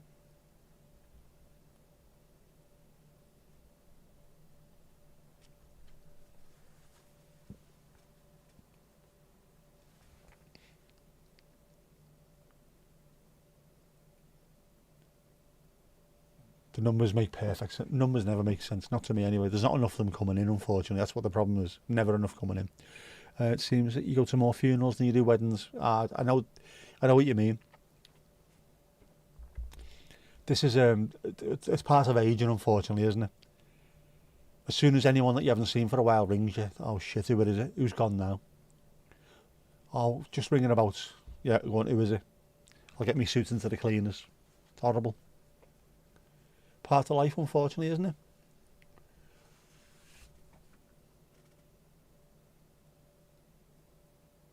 I think with that, something you've got to bear in mind, all of us who are getting on a little bit now as well. When you do go to funerals, well, that thing, isn't it? What they say, probably the same at Ireland, but the difference between a Scouse wedding and a Scouse funeral, there's one less drunk at the funeral. Once you do go to a funeral, I think it's time. Oh, sorry, it's time. It's good spending a bit more time with people and appreciating the time that you have with them, because you never know who's going to be next. Start to appreciate that. We're here together. Sometimes you'll see people at funerals that you never ever see anywhere else. You don't really speak to them. Make the most of it. Stay in touch. Because we're a long time looking to live, aren't we?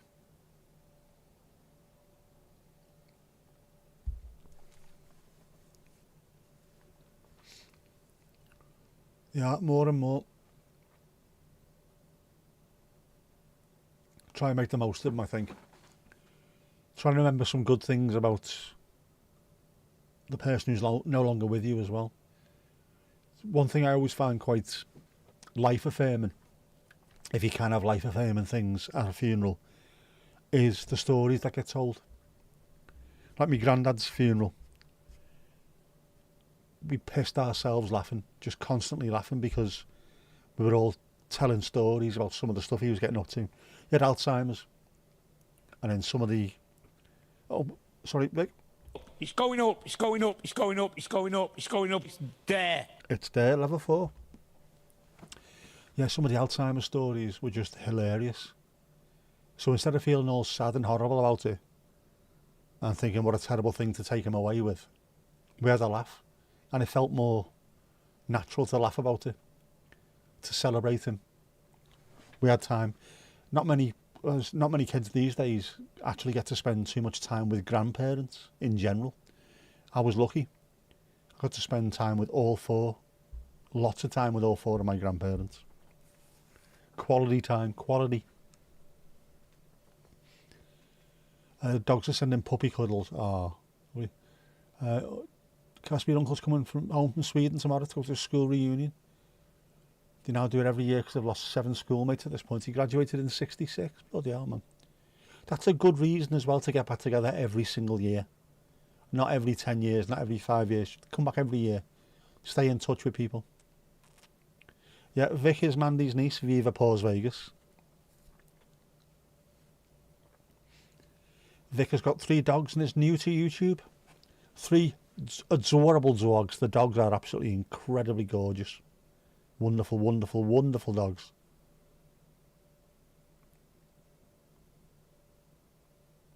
Jack's a tank though. I'm telling you, he's part Sherman tank. Guaranteed. Any niece of Mandy's is a friend of yours? Absolutely 100%, Angie. And to be fair, any friend of any friend is a friend of Angie's. She's just like that anyway. A constant ray of sunshine, aren't you, Angie? Always upbeat. We like to say, don't we? Your YouTube is just a nice, sunny, fun thing to make people smile. It is, Vic. It is, absolutely. It's what we need. We need more of that. I mean, all right, says the person who just sits in the car moaning and ranting all the fucking time. Like, we do need more sunny, upbeat people, don't we? Yin yang. You see, I'll be miserable moaning in the car. You'll be happy running around a pool with dogs. Works out. Balance. All about balance, man. You do try, Angie. Actually, no, you don't. That's a lie. You don't try at all. It is effortless. You're always upbeat and sunshiny. And it comes across that way. Always. Yes, Rick, Angie's got an art channel, a music reaction channel, and it's from Maryland. Try and make sure I say that right every time, not Maryland, which makes it sound like some kind of ballroom, doesn't it, in Litherland. You're going to Maryland this week, lads? Maryland. When your great-grandmother died and was buried on her 100th birthday, it wasn't that funeral fair? Absolutely, mate. Celebrating a long, good life. Dad's at 52 is so sad, definitely. Look at ex-wife convention. Never helps. But you should, if you've got someone who's lived a good, long life, celebrate it.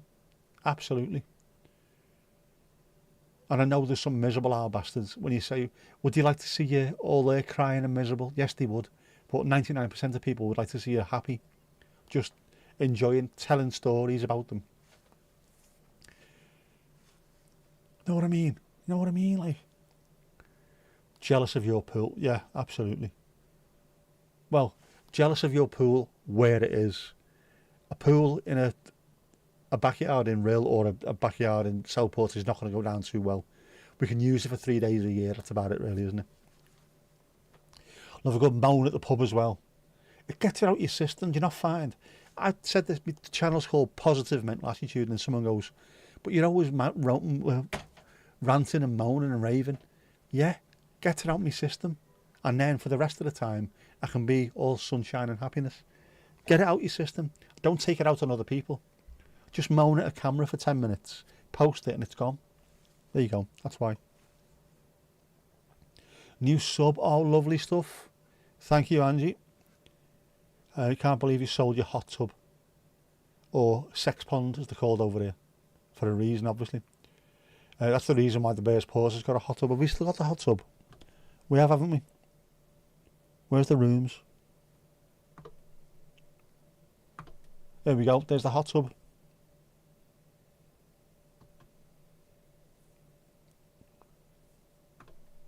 True story. Filth. Filth goes on in a hot tub. Absolute filth. See Kirsty's kitten in the bag. See what? Yeah, I did. In the blue bag, wasn't it? Proper cute as head pointing out. Absolutely gorgeous looking thing. There's the Paws Tours. I can't speak English. The Paws hot tub open yet. It is. It's always open. Whenever you want. The weather's been lovely. Between the bath, the sauna and the pool, you don't have any need for a hot tub. And the noise was getting on your knives. Getting on your knives. Kitten in a bag. Can we find it? Let's see if I can find it. It was the kitten in the bag. What? Where are we?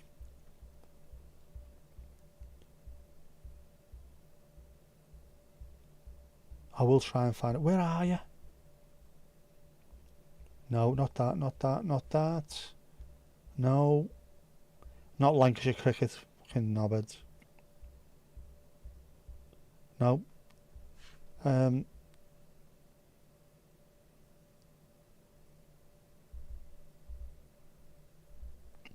Rabbit Hole Library. Search filters. Type channel. Applyings. Right, where is it? Right. Kitten in a bag. There you go.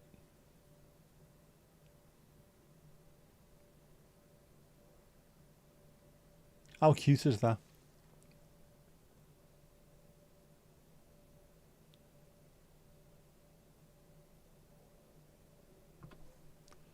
Proper little cutie.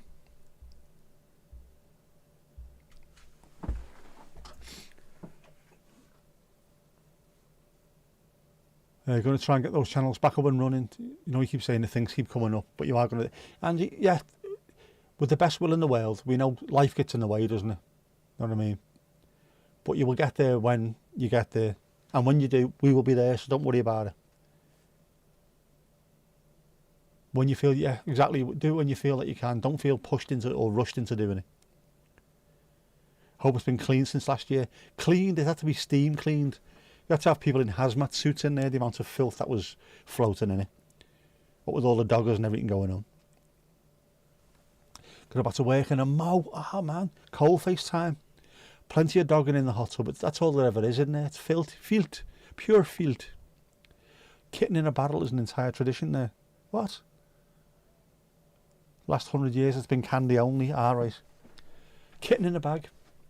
Bag of cat. Does look proper comfy, doesn't it? And absolutely cute. Like it is kitten in a bag, like chicken in a basket, but from nefarious dealers. Definitely no mayo. Do you know what? I don't even think I've eaten mayo since. Nah, filth. Absolute filth. Can't look mayonnaise straight in the eye anymore. After what happens in them car parks. Disgusting behaviour.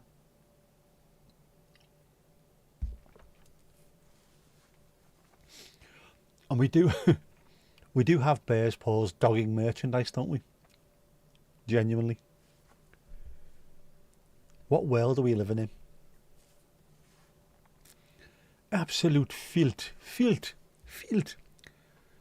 Absolute feckin' filth. It is. Some of the stuff that was the goings on out there.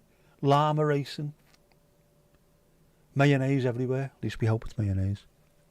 Filth. Cars pulling up at 2 o'clock in the morning. Bit of beep beep woof woof. You know what I'm talking about. Lotto again tonight. I need to win. I need to buy a van. We need to buy a Bears Paws on tour van, don't we? Come on. It has to be automatic and it has to be with the controller. So that's an extra 1,500 quid I have to spend on a bloody thing. Otherwise I'm not allowed to drive it. But yeah, get one done. A little bit of Bears Paws branding on the side of it. A big bear paw on the side. And go round just doing epic streams. Sound like an Irish nun. I do indeed, don't I? Absolute feckin' filth. Disgusting behaviour. Give me 3 Hello Dollies and 1 Hello Mary. Down with that sort of thing. A bread van or a horse box. Horse box, I think you would need, depending on the size of the horse box, you'd need a specific licence for that. A horse box is over 7.5 tonne. Am I allowed to drive 7.5 tonners? I have restrictions on my licence at the moment. Until I'm allowed, if I go out and do my normal assessment again, then I'll be able to drive normal cars. But until then I can't. And I'm nowhere near ready for that. I can't do the shift. Because it's still not working properly. Why isn't it working properly? Why?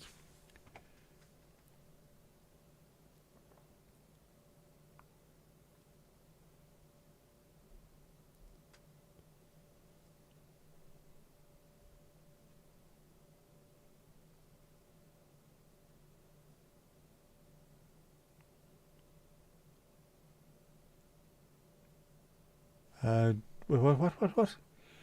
What a kitten's called in Danish is a killing. Oh. Is that why they've got 9 lives?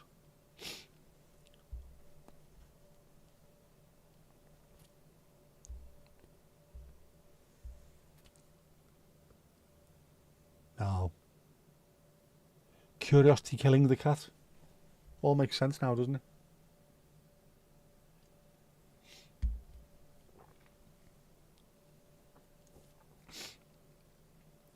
It's not working because you don't use it. I'm trying to.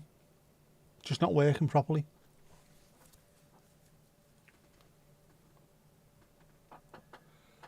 It's not working today because I've been sat at my desk or lying on my bed, tremoring all day long.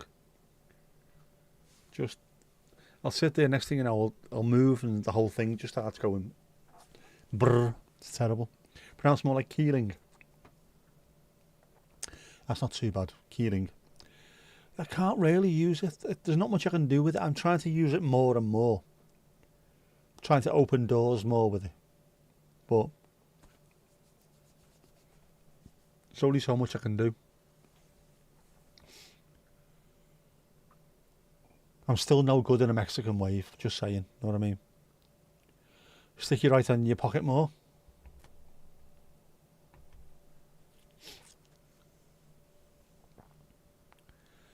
Confucius say man with hole in pocket, feel cocky all day.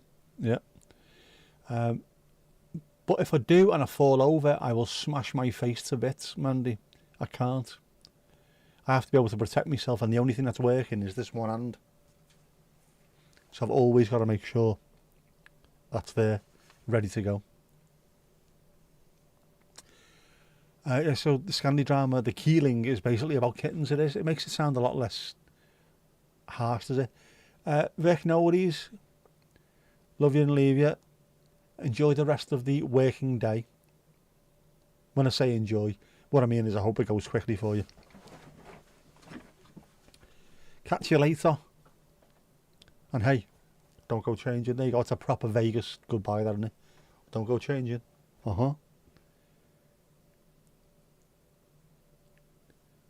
Don't panic. In Danish it's called Verbrydelsen just means the crime. You see, that sounds shit. The killing sound, yeah. But when you say it's all kittens involved, I'd watch that. I would watch that.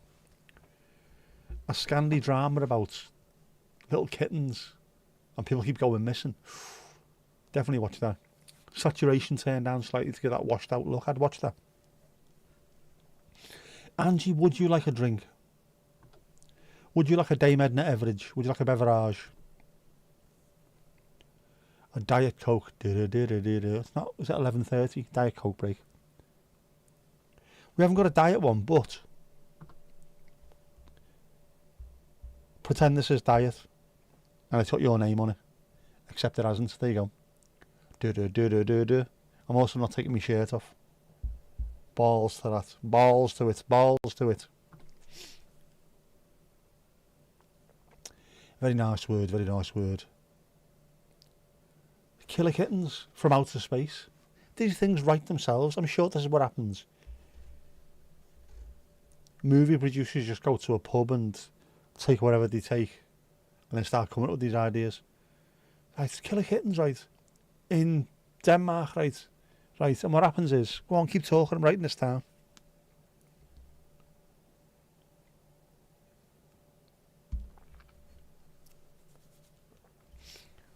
Not bad at all.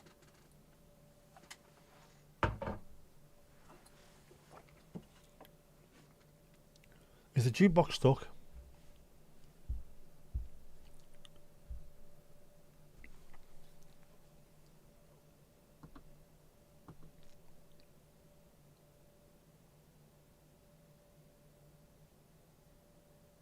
One more.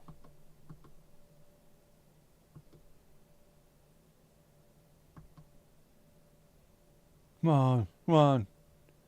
You can do this. I reckon it's going to change any second. It might be stuck. Oh, there you go. It took a while, but it's stuck. Yeah.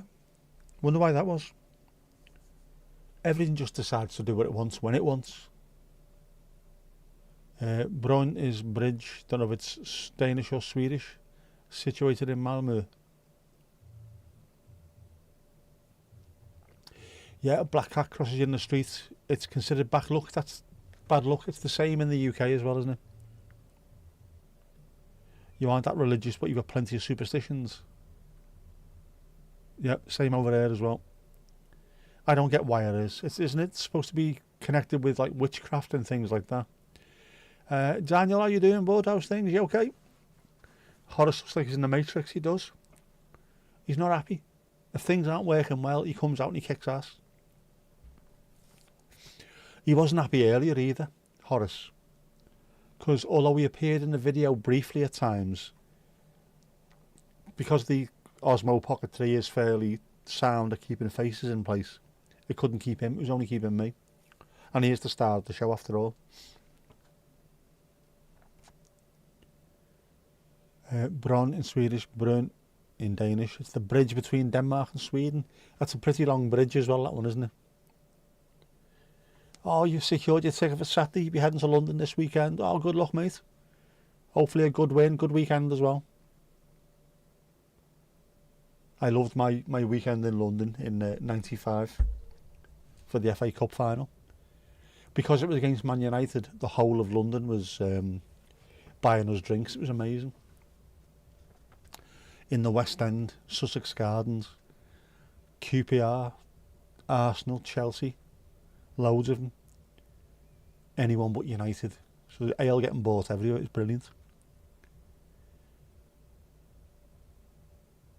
We had a pub absolutely rammed, just full of blues, and then Match of the Day was coming on. Turn that up, lad. And two lads walked in with Man United shirts on, and immediately their faces dropped. Shit. Went to turn around. Come in, lads, you're all right. Get the champagne out.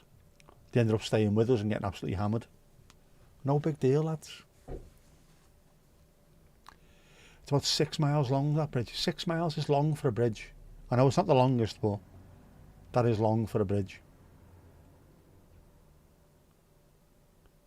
Always start out with a tune on that bridge. It looks stunning, stunning. Talking of football, the pause will not be opening on Sunday. Unfortunatamente, thank you for reminding me, Mandy. It is the last ever game at Goodison Park on Sunday. And I know it's an early kick-off, like it's a midday kick-off. But by the time it finishes the game, with extra time, injuries, whatever it is, it'll be about 2 o'clock. There's loads of stuff happening afterwards, so it's going to be 3:30, 4:45 before the entire day is finished. Then I'll have to drive home, but I might not be coming straight home after it. There'll be parties in the street. By the time I get back, I'm going to be absolutely exhausted. So there'll be no pause. No pause, I'm afraid. I'm going to have to pause the pause. I've been to Wembley 5 times in the last 3 years. Missed the semi-finalist years it was away. That's not bad going there five times in 3 years, man. That used to be it was the Everton way, that during the 80s. We were there just constantly. It's brilliant. I will be streaming. Trying to make the most of it, but I will be streaming as well before the game. There'll be an early one though, don't forget. Midday kick-off, which means I'm going to have to get inside the ground at, 10:30ish. So expect to stream at about 10:35 after I've got my cup of Douwe Egberts coffee. Een lekker kopje koffie, zeg. I will be streaming at that point. I don't know what's going to happen afterwards. I think you'd be allowed to stream now. You can't obviously do the football because they'll go Hertz Van Rental. Sky don't like stuff like that. It's part bridge, part underwater tunnel. Yeah, seen from the air, it just looks like the bridge falls into the sea. I've seen that before. There's a good one in the Netherlands as well like that. It just looks insane. Last game, unless you're the women's team. People will be going back to watch the women's team just to be able to go to the local pubs and go into Goodison. It's a very, very smart idea, that. And I think the Women's Super League are now getting to the point where they are demanding 10,000 capacities at all the women's games. And Walton Hall Park has only got 2,500 because it's not a proper football stadium. Just a little one built at the end of a park. So it makes perfect sense. They will still rip out the seats. They will send them to us. I've bought mine already. Should be arriving in October, November. And they will leave the top balcony, which is in the main stand, the top part of it. They'll leave that empty because they don't need 40,000 people for a women's game until they can build up to possibly needing that. And if they do, they'll reopen it. But they'll replace whatever chairs they've sold. Should be good. Some of your favourite actors from both countries are in that series. I need a break as well, Ali. I don't. What I might need a break from is the constant crying on the last day. That's what's going to happen, isn't it? Just me crying constantly. I'll be totes emotion. All that. Quite unusual characters. Never a bad thing. Film as much as I can. For me, not necessarily for YouTube. I have got a lot of memories. I think probably 80... When did I first start going to Goodison? Probably 83 was when I really started going. Whenever we came back from the Netherlands for Christmas and for the summer holidays, we'd get back in May. Catch a couple of games towards the end. Get the Christmassy New Year period in as well. Loads of games over that. And then 85 when we moved back to England. So I have been going week in, week out for 40 years. That's a long, long time. Lots of memories, some good, some utter dog shit, some in between. Love it. Absolutely love it. Jeremy Clarkson in Top Gear crossed that bridge. Yeah, was that the one? Yeah. Was that in the Mercedes? It was, wasn't it? Mercedes. Was to show some of your more light-hearted shows. They never do they? It's always just dark Scandi drama. Alcoholic people with very little saturation, no colour, all grey, miserable rain. Bastards. One of the main characters was actually in Game of Thrones. Mink breeders, alright. Yeah, selling the seats. Somehow, the last day at Main Road, your dad nicked a mirror. You know, man, that's fantastic, isn't it? Yeah, I think it's a brilliant idea. I was talking to my dad about this the other day, actually. Why don't more teams do it? Not just when they're knocking the stadium down or leaving. Why don't lower league teams who are struggling with money, offer to sell the seats? You could sell the seats to fans for however much. Ours is £100. Won't cost you that much to replace them. But you could, in theory, make a load of money that goes straight back into the club. Sell them off, replace them cheap. Sell them off in 5 years' time. Just keep it going. Who wouldn't want an actual chair seat from the stadium of the team they support? I reckon more teams are going to start doing that. Like imagine, I don't know, Everton blue and white. Have all blue seats one season. Sell them off. The following season have all white seats with blue writing. Sell them off the year after. Back to blue seats with white writing. Just constantly do that until everyone's got a seat, and then you have to stop doing it. Just make it all a sense. Film myself crying, that'd be funny. You are in truly evil form tonight, Mandy. Should I take some nettles with me? Make myself cry.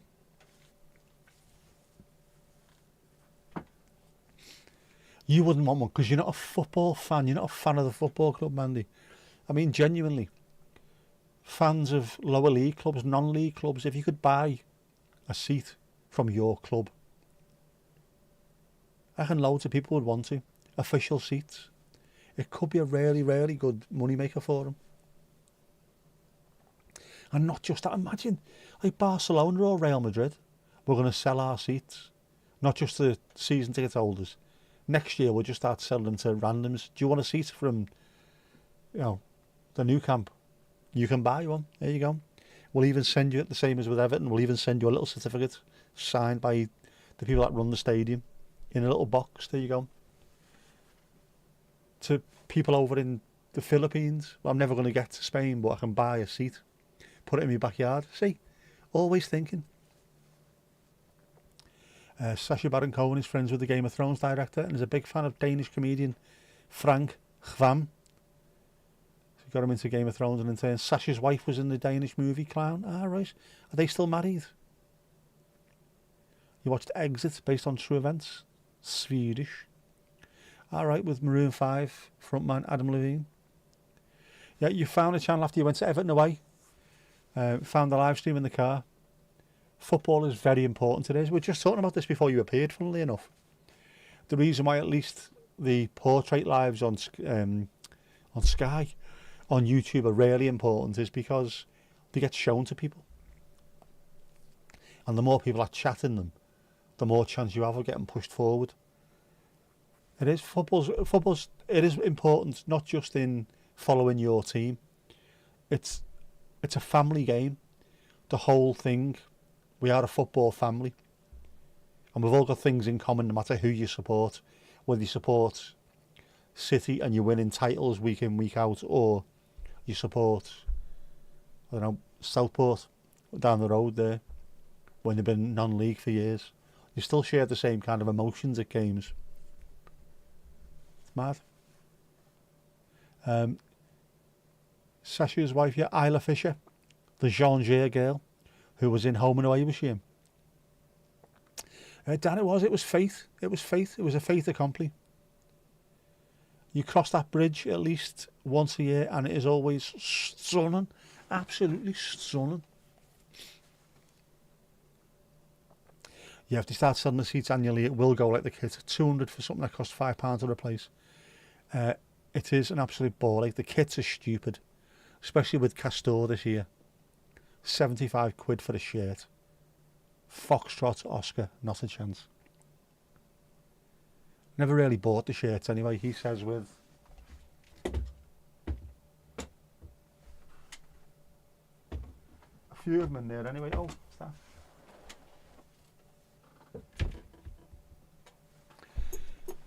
Got a few of them. Mainly because they were like the FA Cup 84 one. because that was the first Everton shirt I owned, and I loved it, absolutely loved it. And now it's small boys back then, and now it's double XL. I know things change, but and then the anniversary one, the old school, that's gorgeous. That gorgeous, absolutely gorgeous.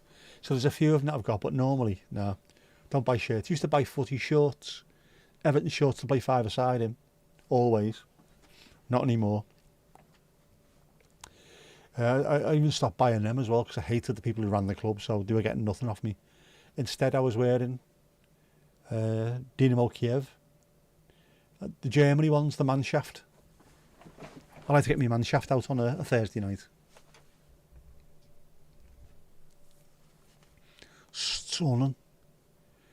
Yeah, better off buying Scores or retro shirts, much cheaper, and they look better. They do, don't they? Is that?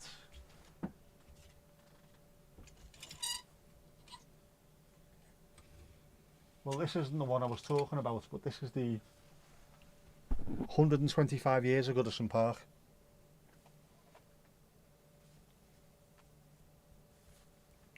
So it's a proper old school one. 125 years. We're beyond that now, obviously, aren't we? The only problem with this is Sandro Ramirez wore this shirt, and he was absolute bollocks.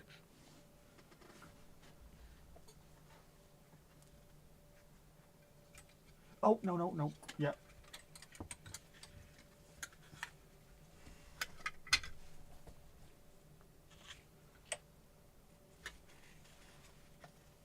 That's a replica of the first shirt that I owned. 1984 FA Cup final. I love that. That's where my love affair really started. Oh, hang on. What do I see there? It's going up, it's going up, it's going up, it's going up, it's going up, it's there. It's there. Level 2, Dan. Level 2, mate. They are. This is a pain in the arse. It's a signed Seamus Coleman shirt, but it's got the Play-Doh Playmobil fucking badge on it. What a stupid thing to do.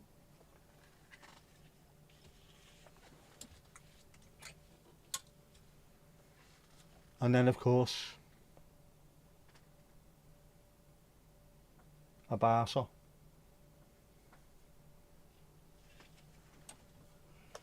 Although that isn't the signed one. I have a Leo Messi signed Barcelona shirt. Oh, and of course, Dan.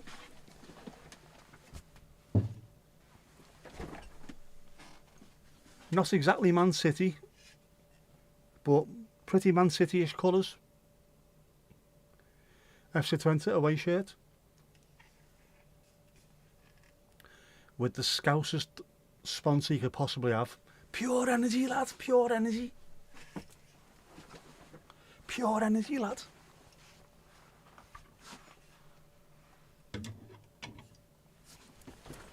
I love that because FC Twente play in red. And I can't really wear red. My dad played for 4 football clubs. 3 of them played in red, and he's an Everton fan. Gusses.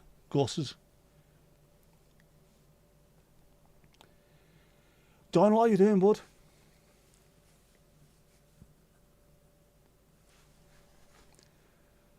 Your oldest big club is from 1876 KB. We're from 1878. Similar kind of thing. Coleman, very, very, very appropriate. Coleman is mustard, by the way. 60 grand, Seamus Coleman. What a great fella. Yeah, it's a very city colour blue, that, isn't it? I like that. As I say, I can't be wearing red, but I can easily wear the blue. Great colour it is. They did an away shirt when the stuff was getting made by Nike. What they did, the FC Twente away shirt was the Everton home shirt. Exactly the same. We had 2 white stripes on the sleeve, royal blue, and instead of whatever we had at the time on the front of our shirts, they had Arca. I could buy that. Just it's another Everton shirt, but with an FC Twente badge. I could wear that. I couldn't find one anywhere. Casper, how big is Southport's population? It is 100,000 people. That is Southport, as Southport including Birkdale, Ainsdale, Churchtown. But yeah, 100,000 Southport. So it's not massive, but it's not small either. But it's weird, Southport, because it's quite long, with it being on the coast. It's thin, but long. You know what I mean? How is it cutting? Not doing too bad, Donald. Not too bad, mate. Not doing too bad at all. Miss used to have a red car and your dad wasn't allowed to park on the drive. We used to have one, and the answer that we gave to everyone was, we don't mind if it crashes. Got a mate who only used to wear red undies. Biggest blue you'll ever meet. Only ever wear red bills. Why? Because if I shit myself, I don't care. Fair enough. Hates United more than anything else on this earth. Football fans for you, innit, man? Mad. Cubenhaven's Bird Club. Back when Cubenhaven was spelled with a J. Cubenhaven. You've sent us a pic from Donald. Let's have a look. What have we got? What have we got? Ali, what have we got? Oof. We have a rather nice sky.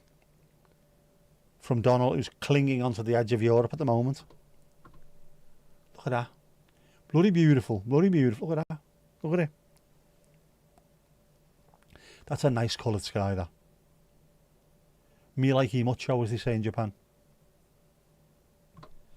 I love those skies, especially when the night is still warm as well.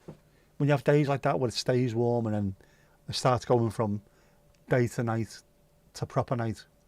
Just that little bit in between. Gorgeous, man. In the town where I was born lived a man who sailed the sea, yeah. Yes, of course, Ringo. Fucking Liverpool, it's a seafaring town, you dick. Copenhagen, Aarhus, Odense and Aalborg. Only 4 cities you have more than 100,000. Mostly rural, yeah. You don't need to have big cities. Big cities end up spoiling things for you. Because rich fuckers go there and then bad stuff happens. Obviously. It's a great sky and it's still feckin' roasting.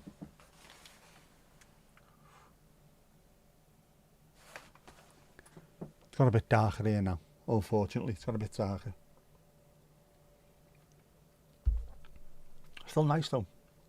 I love nights, really do love nights like this. The kind of nights where if I have to go and do a quick walk to the top of the street and back to hit my steps target, I don't mind doing it. And then by the time I come back I think, that'd be a nice night to sit out and have a beer. And I never do. I never do. Are you melting, Ted? Are you? Melting like a bar aegis. Your county has 105 people and 65 is in one city. You're basically a hillbilly. There's something to be said about rural life, I think, without too many people. A more laid back and chilled existence, not as quick, not as, I don't know, not as over reliant on technology, not as needing stuff constantly, just relax. All the things that we normally go on holiday for. And yet we have cities that are built to be the opposite. Everything's absolutely 100 miles an hour, 100% of the time. We don't need that. A lovely 12C. I think it's saying that it's 13 here, is it? Oh no, just dropped down to 12 as well. Nice, isn't it? Clear though. And when the skies are clear, it cools down a bit. I expect to see a little bit of moisture on the car. Oh, by the way, that's another thing I had to do. Should have got my car cleaned. It was like a beach on there today. Horrible. Sand all over it. Grew up in a hamlet of 150 people. That's everyone knows your business. That's the only problem with that though, isn't it? I couldn't believe the difference between Liverpool and Southport. Just when we first moved up here. Used to go into town all the time in Liverpool. Just go for a beer with your mates, not a problem. When I came here, by the time I went into Southport town centre and got back home, my mum and dad could tell me everywhere I'd been, what I'd been drinking, who I'd been talking to. So why? How do you know that? Oh, such and such was out and saw you earlier. But why are they talking about it? Just small town. Yeah, right, Ted. Yes, Father Ted. That's the Father Ted. School only had a kindergarten through 6th grade with less than 90 kids. The smallest class had 4 pupils. Based like Josh Widdicombe, yeah. It is different, isn't it? Ted, Father Ted. Donald is from rural Ireland. Very Father Tedish. Except where Donald is, it's always sunny. Even during the night. It's always warm. And the skies are fantastic. Your man is Ted, your man.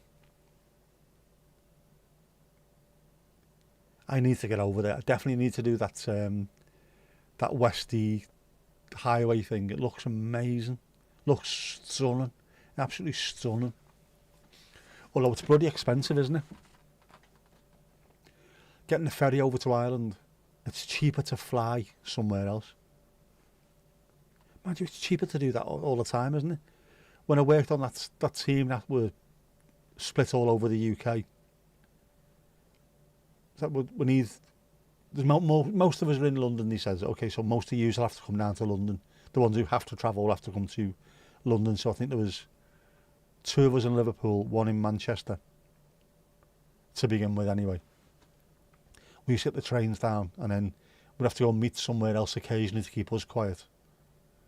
It worked out cheaper. Rather than 3 of us getting the train to London, we could have got the entire team flights to Barcelona, a couple of nights stay.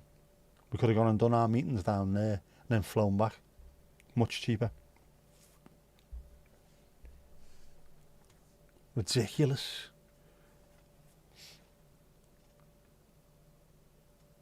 That's why. That's when you're glad you have the continent close to cool nights, unless it pumps warm air from the continent.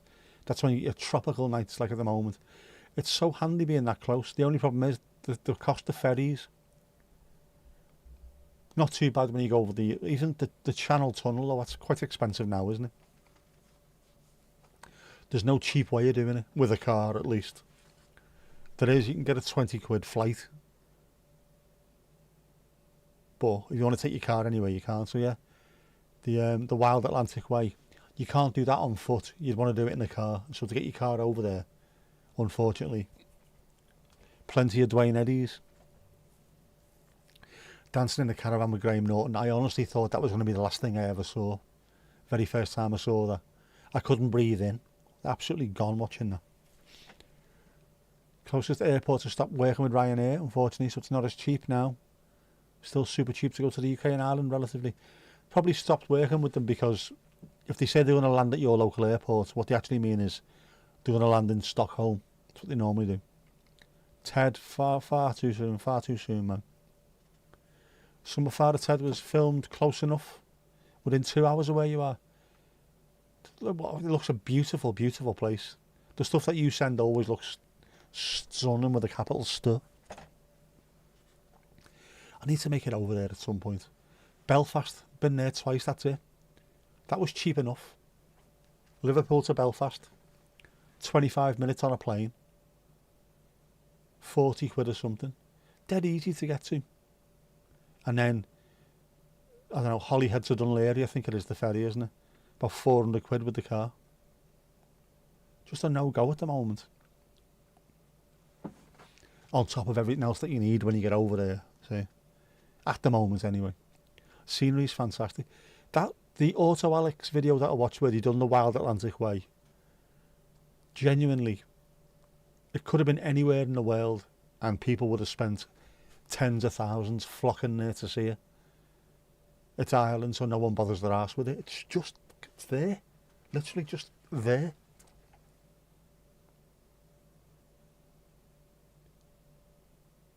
Lower the price of the ferry. The same thing with bloody Isle of Man as well. Zoe keeps saying, can you come over to the Isle of Man? Come over and see us. I'd want to take my car. And again, it cost an absolute bastard fortune.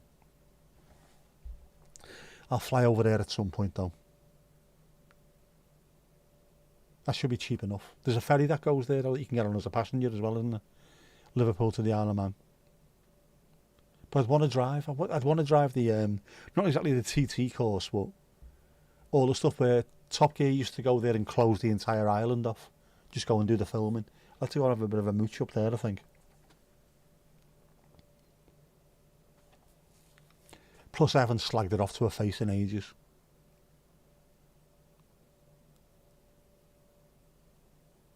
And how can the kids grow up not knowing Uncle Nick? Uncle, we're not even related. I think her fella's from Scotland originally. His family are from there anyway. So they're always going back to Scotland. I need to go there as well. Definitely want to go to Glencoe. That looks amazing. That's where I need the van, don't I? Some kind of van. Travel up there. Take the cameras. Make it worth me while. A bucket of tea. We're after having a bucket of tea. We can do that. A bucket of tea. You only know Connemara from the French fella. Michael Sardou. Never heard of that. One island there you'd love to visit is the island called Abholt. Translates to arrested. Northern Europe's biggest desert. Ah, right. Doof, how you doing, bud? How's things?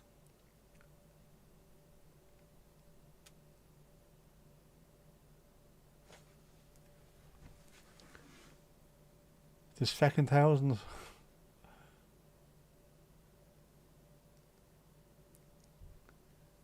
Imagine that, a giant desert as far north as Aberdeen. Well, deserts don't have to be anything other than dry, do they? So the biggest deserts on the planet, the biggest one I think's Antarctica, isn't it? Because it doesn't rain there. It's too cold to rain, so it's dry. You know what I mean?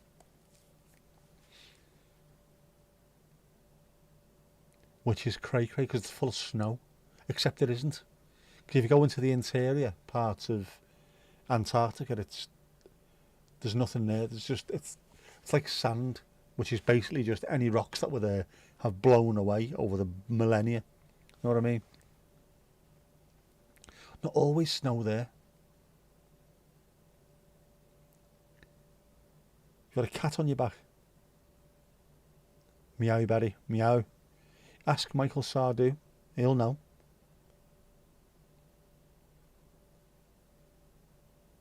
Sounds like a Kate Bush song. I better Kate Bush. Ah, you Kate Bush.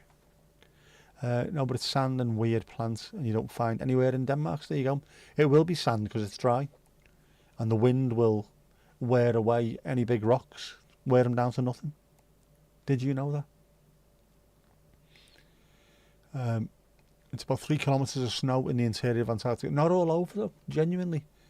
I watched a really good programme on that, and somewhere in the Antarctic there was, I forget who it was there.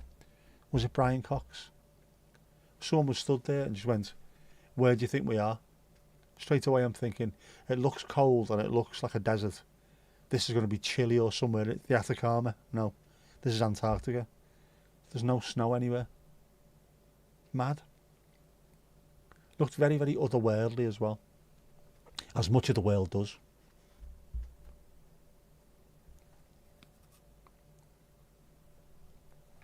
The ground has 3 kilometres of ice on it. There's rock on top of this. All kinds of proper, just looks like normal land. With nothing else falling on it. Bizarro. Mucho bizarro. Songs in the charts in the 80s. Sure, I wouldn't know. They're from Donegal. What part of the 80s? I was only there for a small time in the 80s. I can't remember that. All I remember was Doe and Het Goede Doel. That'd have been a great time for Het Goede Doel to appear on the Dookie, wouldn't it? Because they're on there. In the interior. I'm going to have to find out what it is, because there was definitely, it looked like a normal desert. Just sand. So there might have been ice underneath, and then all this stuff on the top of it, where rocks have blown away to dust. But there was no snow falling on it, there was no rain falling on it, it was completely dry. Mad. You don't think of that, do you? You think of the Antarctic, any film that you've watched, there's always snow falling, it's always windy. No, not like that at all. It's windy, but no snow. It's dry. Dry's a bone. Dry's a bone.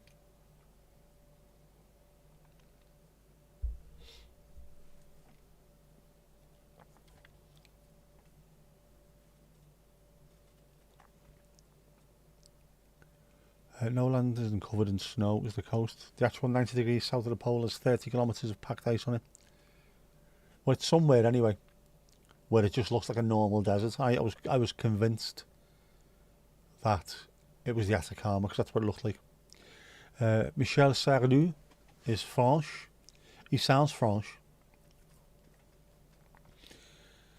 Speaking of the Antarctic, isn't that where Jeremy Clarkson went? No, it was the Arctic he went to, yeah.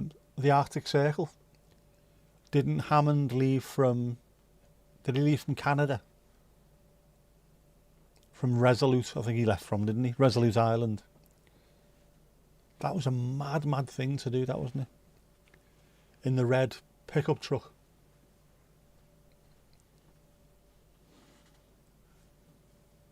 That's what TV should be. Stuff like that. I've got a great idea. Let's drive to the Arctic. To the pole. Can't be done. Really? Let's go. Come on. The Antarctic is where one of the fellas on YouTube who's dealing with flat earthers, him and a load of his mates who deal with them on a day-to-day, like Dan the Science Man and all them lot, they went to the Antarctic and then did a live stream where the sun never dropped below the horizon at all. Just went round all the way. And just said to all the flat earthers, right, look, there you go. The sun hasn't dropped below the horizon because we are in Antarctica. So it can't possibly be flat. Because the sun was over there as well today. But now it's just been here all day doing that. How does that work? Well, what it is bollocks.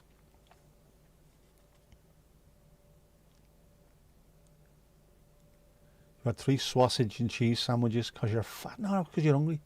You went north of Canada, and not the actual North Pole, but you went to the magnetic pole.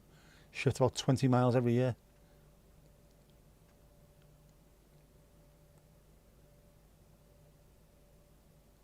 Handsome doofalicious. Tell him straight. Go on, tell him straight. You had a battered sausage and chips, ali alio. Be careful with all this battered stuff. It's not good for you. Not good for your health.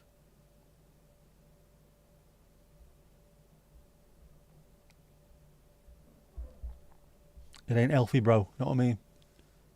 Just be careful. Be careful. Don't end up like I did. No one needs that. Nobody. And I mean nobody.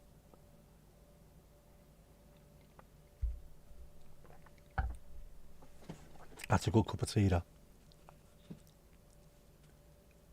And you went up to about 78 degrees north, which is about the same as Svalbard or nearly northern Greenland.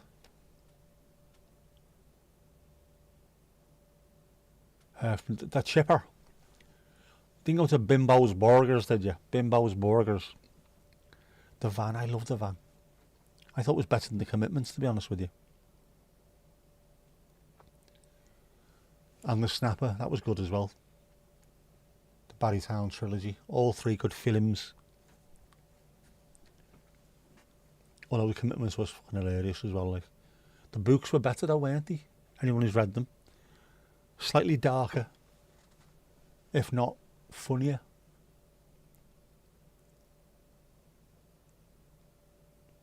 The app where Hammond was at crutches near Maywood in public transport. Oh yeah, they went to Niagara Falls. Was that Top Gear or was that the Grand Tour? It's a fucking nappy. Oh, yeah. That's a brilliant film. Absolutely love it. And you can't find it anywhere, but the entire film is on YouTube. Did you know that? The van.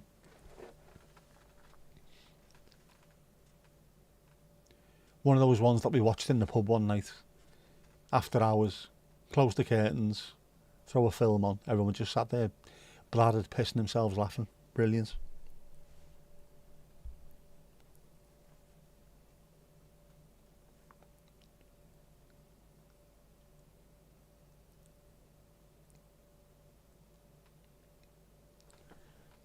Do you know what? I know what you mean. I'm jealous as well. I went through a stage of not wanting to eat potatoes at all because I had too many of them. I mean, to the point where I thought I'd never eat another potato as long as I live. Now that I've not been eating them at all, I've gone back to I wouldn't mind. And I've not been a chippy for a while. and I would now. Fish and chips.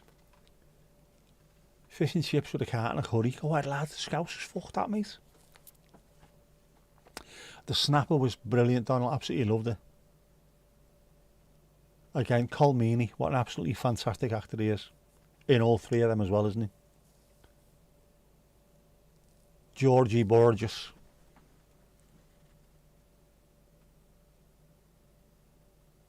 Just absolutely hilarious. Just fantastically funny. Great characters. Written well. It's as easy as that, isn't it? Have good characters. Write a story for them. Not difficult.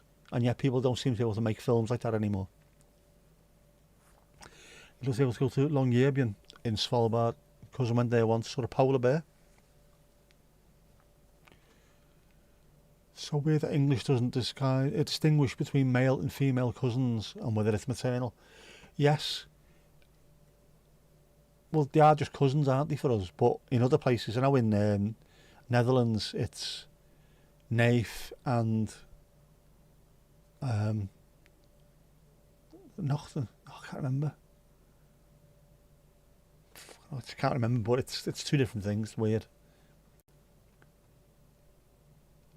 Grand Tour, but not too long ago.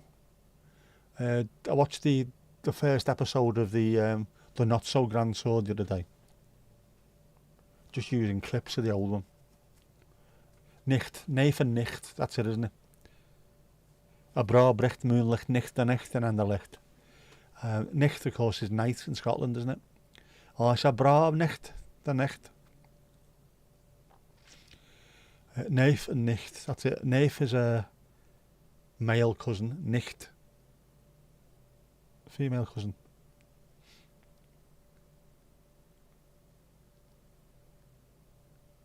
Pat Mustard was in the snapper. I can't remember that. Was that him? Was he Georgie Borges? Nicht is both cousin and niece. Alright. Oh, do you know what? It's been that long since I watched it. I'm going to have to watch that again if I can find it. Great films. Great films. And yet the Commitments is the one that always gets the plaudits, and yet the Snapper and the Van were both absolutely brilliant. Yeah, it was Georgie Borges, the father of the baby. Thinking about it now, it was him, wasn't it? He was Field. The hairy baby maker, Pat Mustard. Now to ride Mrs. O'Reilly. Ah, yeah, it was Georgie Borges. Fucking thing.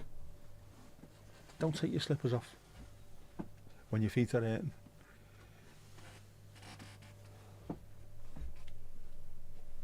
So that makes no sense as well. Nicht is both cousin and niece, and neef is both cousin and nephew. Makes no sense, it shouldn't. They're two different things. It mekker than no science. It mekker than no science.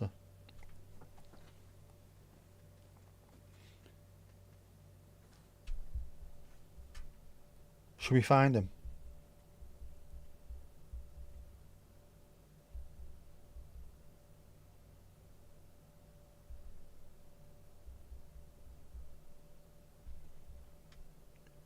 Ah, yeah, of course. Pat Laffin.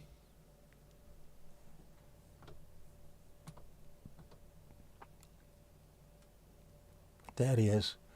Georgie Borges. Of course it is.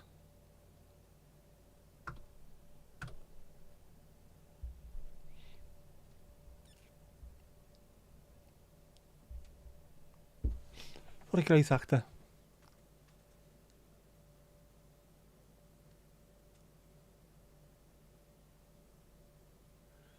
Nicht is also that, yes. I thought it was a flicker when we were there. Maybe it's two different things. Yeah, a father's brother is a far bro. Sister is faster, so she's always quicker than her brother. More bro, vetter, cousin. That sounds very, very familiar to what they are in Sweden as well. Because I've heard that before. Makes sense, but it'd be very clunky if it was in English, trying to do the same kind of thing.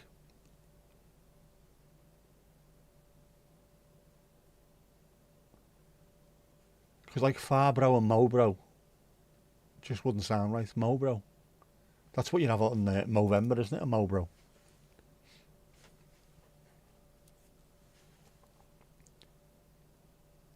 It's the same basically in all of Scandinavia. Yeah, it's again, it must have come from the same kind of place. Just it never took off with us. But then on the other hand, with us, we've got just one word for the, which is the. There's no le, la, el, la, het, de, die, der and das. None of that, just the. So what you lose with that, you gain with the. You know what I mean?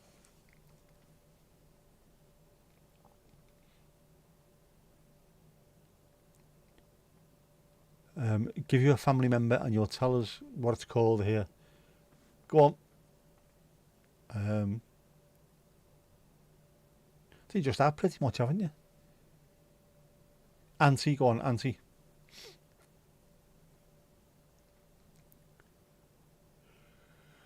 Nowadays, you just say gay. Lots of English stuff is going into Dutch as well. You used to have people in football taking hoekschops, and now it's just corner. It's in corner. Why? Make it enough science.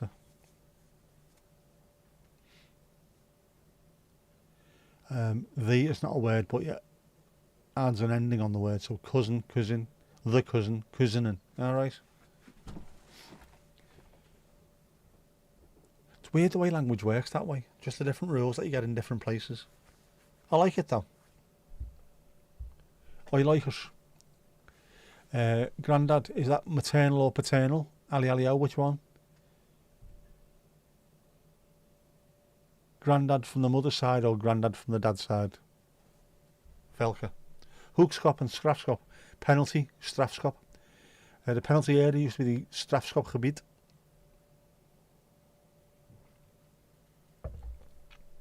Every Dutch football I've watched recently though, just said corner. I think they even said penalty as well. Penalty.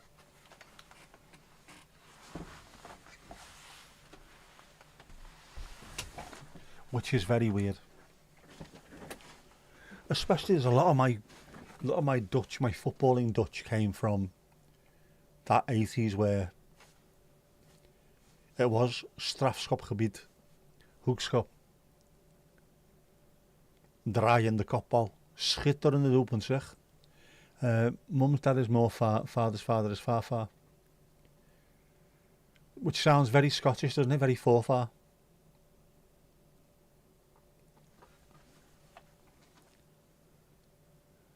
So you could possibly have a far for. More far for. Oh, what? My head would be burned out with this. I hope you all know. With you with your fucking Danish and Mandy with a pissing Welsh and Ali and Donald with the Irish, my head is burned out and it's already burst once in my lifetime. You know what I mean? I can't deal with this. I've already got 4 languages up there as well. This is burning me out completely.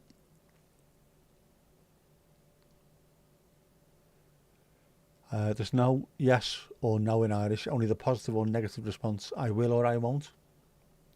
Does that make sense as well? Because normally it's yes I will or no I won't. It's just superfluous, you don't need them. Just I will or I won't. Ah, Casper is, mate. I struggle sometimes because when a word I'm trying to say comes to the back of my head, it comes out in a different language anyway. Which is why we still call green beans spersiebonen. Because when you go to say it, it just pops out straight away. Snoep. Have you snoep?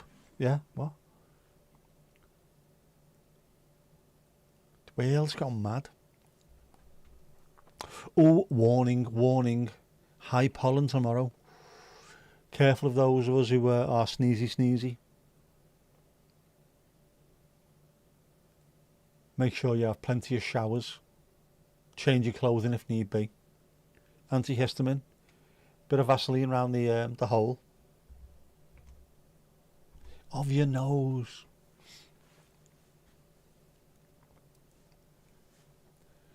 Remind me, I need to go and buy antihistamine. I can't leave that any longer. I'll need to buy some from Tesco.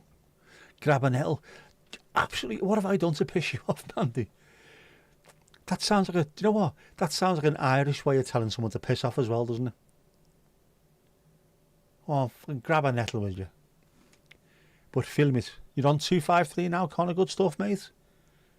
This time next year, Rodders. This time next year, mate. You'll be there. End of this year, go on. 31st of December, we'll have a party.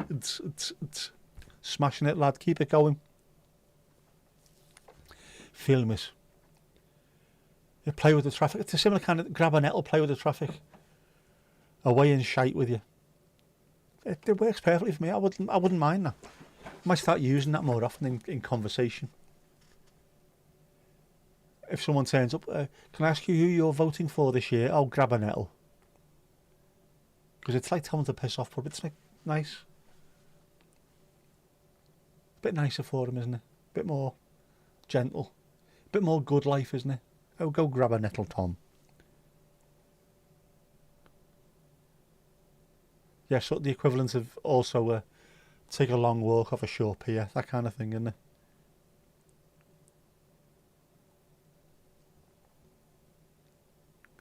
And especially go grab a nettle but film it. Adds that little bit of a kinky twist on the end, I think.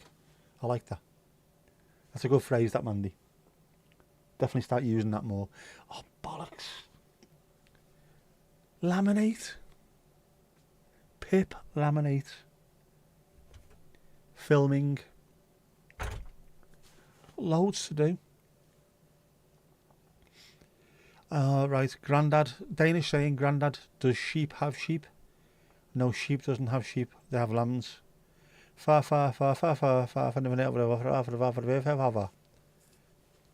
lamb. There you go. That's exactly what it says there as well. Go sit on your bike, as you used to say with the finger. Yes, for us we'd say swivel. Swivel on that. Fucking swivel, lad. Ga sit op je fiets. Ga sit op je fiets. Op je fiets zitten, what would you say? In Nederlands. Hoe zeg je het?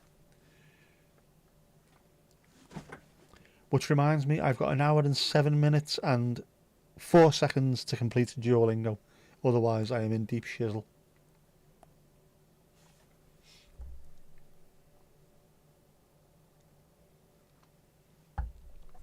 It is sticking, by the way, Duolingo. A lot of it is sticking. I think to be able to speak proper Dutch at the moment, I'd need to be slightly drunk. Not completely, just slightly drunk. And then I'd be able to... You said it in English. All right. So go shit on your bike, which is even worse. Go shit on your bike.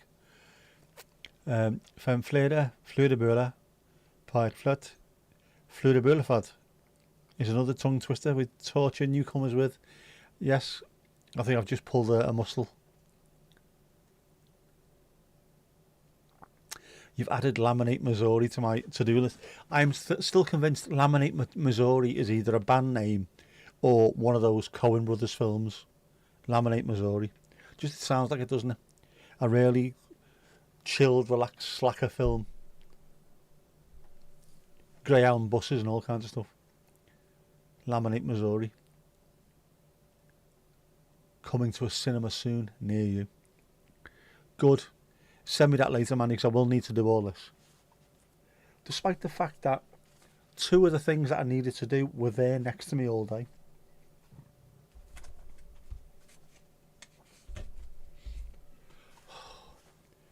Don't have your brain explode, really. Don't have it. Don't have it.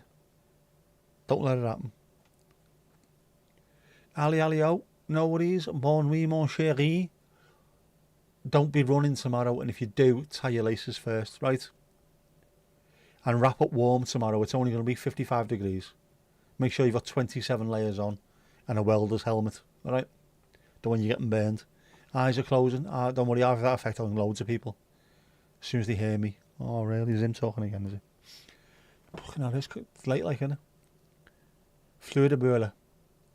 Flödeburle just sounds like someone trying to speak Swedish or pretending to speak Swedish, innit? What your average UKIP voter would do if they're trying to explain a Swedish person. Oh, you know what I mean. Flödeburle, flödeburle. The Swedish chef, isn't it? You get in the basket. Flöde means cream and burle means buns. Oh, right. Like oliebollen. Sort of buns type thing, isn't it? Can I pronounce what the fuck?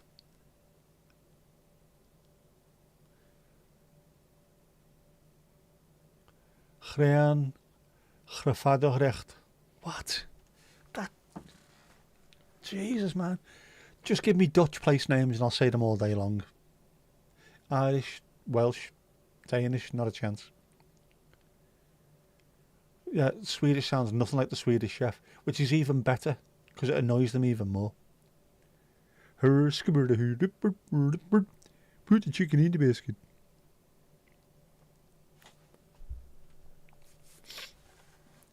And why a Swedish chef? Why? Are Swedes known for their culinary prowess? I don't know. Works for me.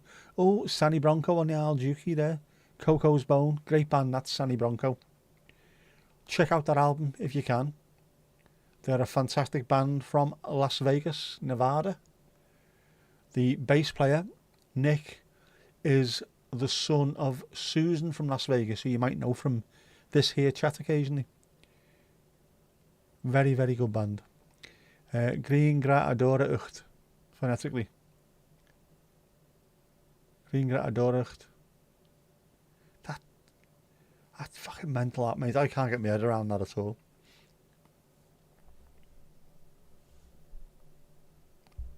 My head's gone west.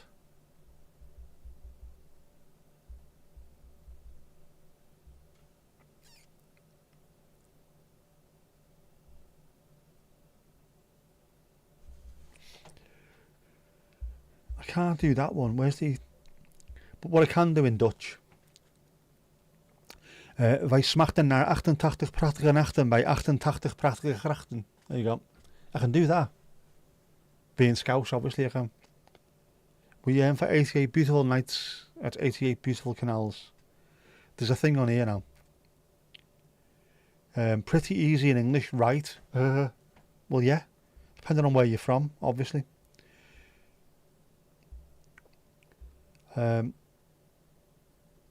Scheveningse scheve schoenen. Also Dutch.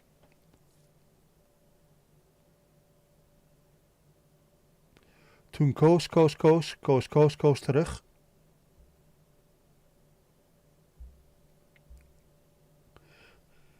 Zelden zagen wij zagende zagen, zo zagen als wij onze zagende zagen.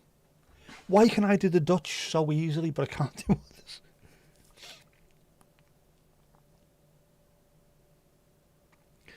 Als een potvis op een pispot pist, heb je een pispot vol potvis. These are just all Dutch tongue twisters. This is stupid. I can do these far too easy. There's no need for me to be able to do these that easy. At all. Insane. That's Tom Jones. Boyo. Think about a dance now.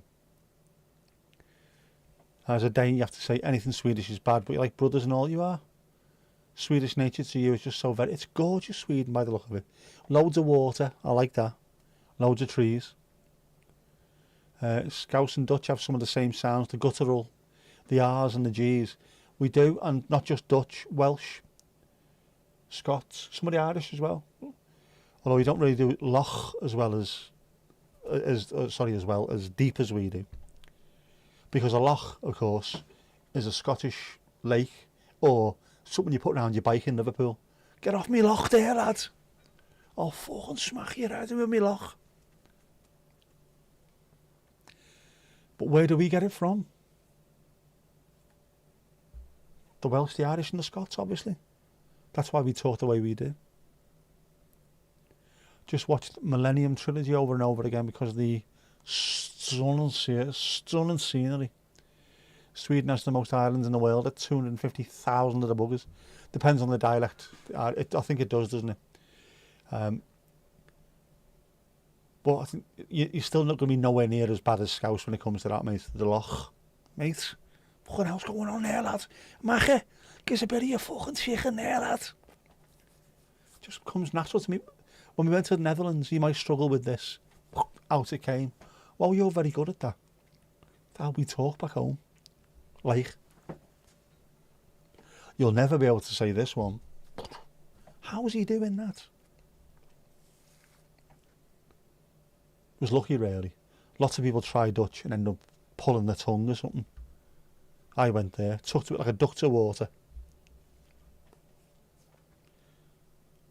Or to it like an eind to water. To the point where on that ferry on the way back, the Dutch couple, your English is quite good. Quite good. Your English is quite good. Cheeky bastards. But they thought I was Dutch. English is quite good. Should be, I'm English. What? Really? Yeah. We thought you were from Enschede. Well, sort of am, but I'm not. Low and Irish accents, hashtag cream dem pants. There you go, Donald. One for you there, mate. Yes, the difference between Irish and Scottish is like bagpipes and Uilleann pipes. One is harsher than the other, it is. That's also the difference between Southern Irish, Northern Irish. Glasgow, Edinburgh. North Liverpool, South Liverpool. There's just, it's, I don't know, it's different shades of the accent. Where you go in different places, it becomes more harsh. Absolutely. But it's all lovely, I love it. I think, as a set of islands, the British Isles, we're really lucky with what the place looks like, the people that we have, the different languages, cultures, accents, dialects, music, everything. We do really well for a very small selection of little craggy islands in the North Atlantic. We are much bigger than we would portray ourselves. If anyone looked at anyone coming down from another dimension somewhere, or from Alpha Centauri coming up and going, where should we go and check out? Oh, well, don't bother with that. Go there instead.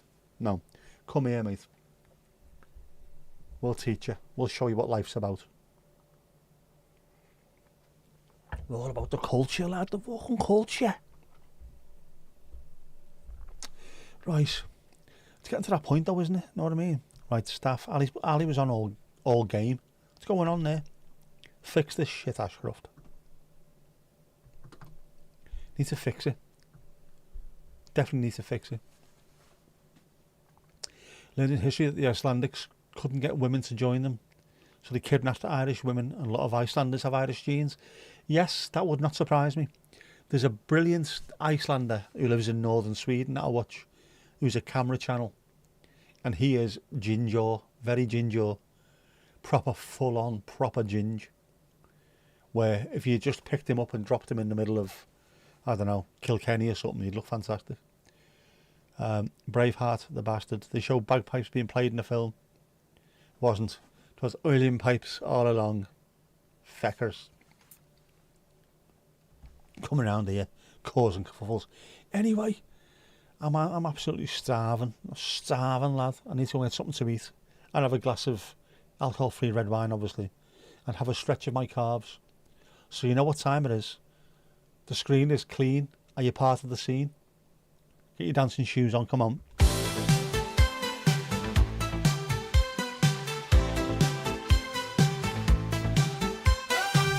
Another great night here at the Paris Balls. Folks, go give yourself a round of applause. We've had a good chat and told the odd joke. Now get in our hot tub for a roast.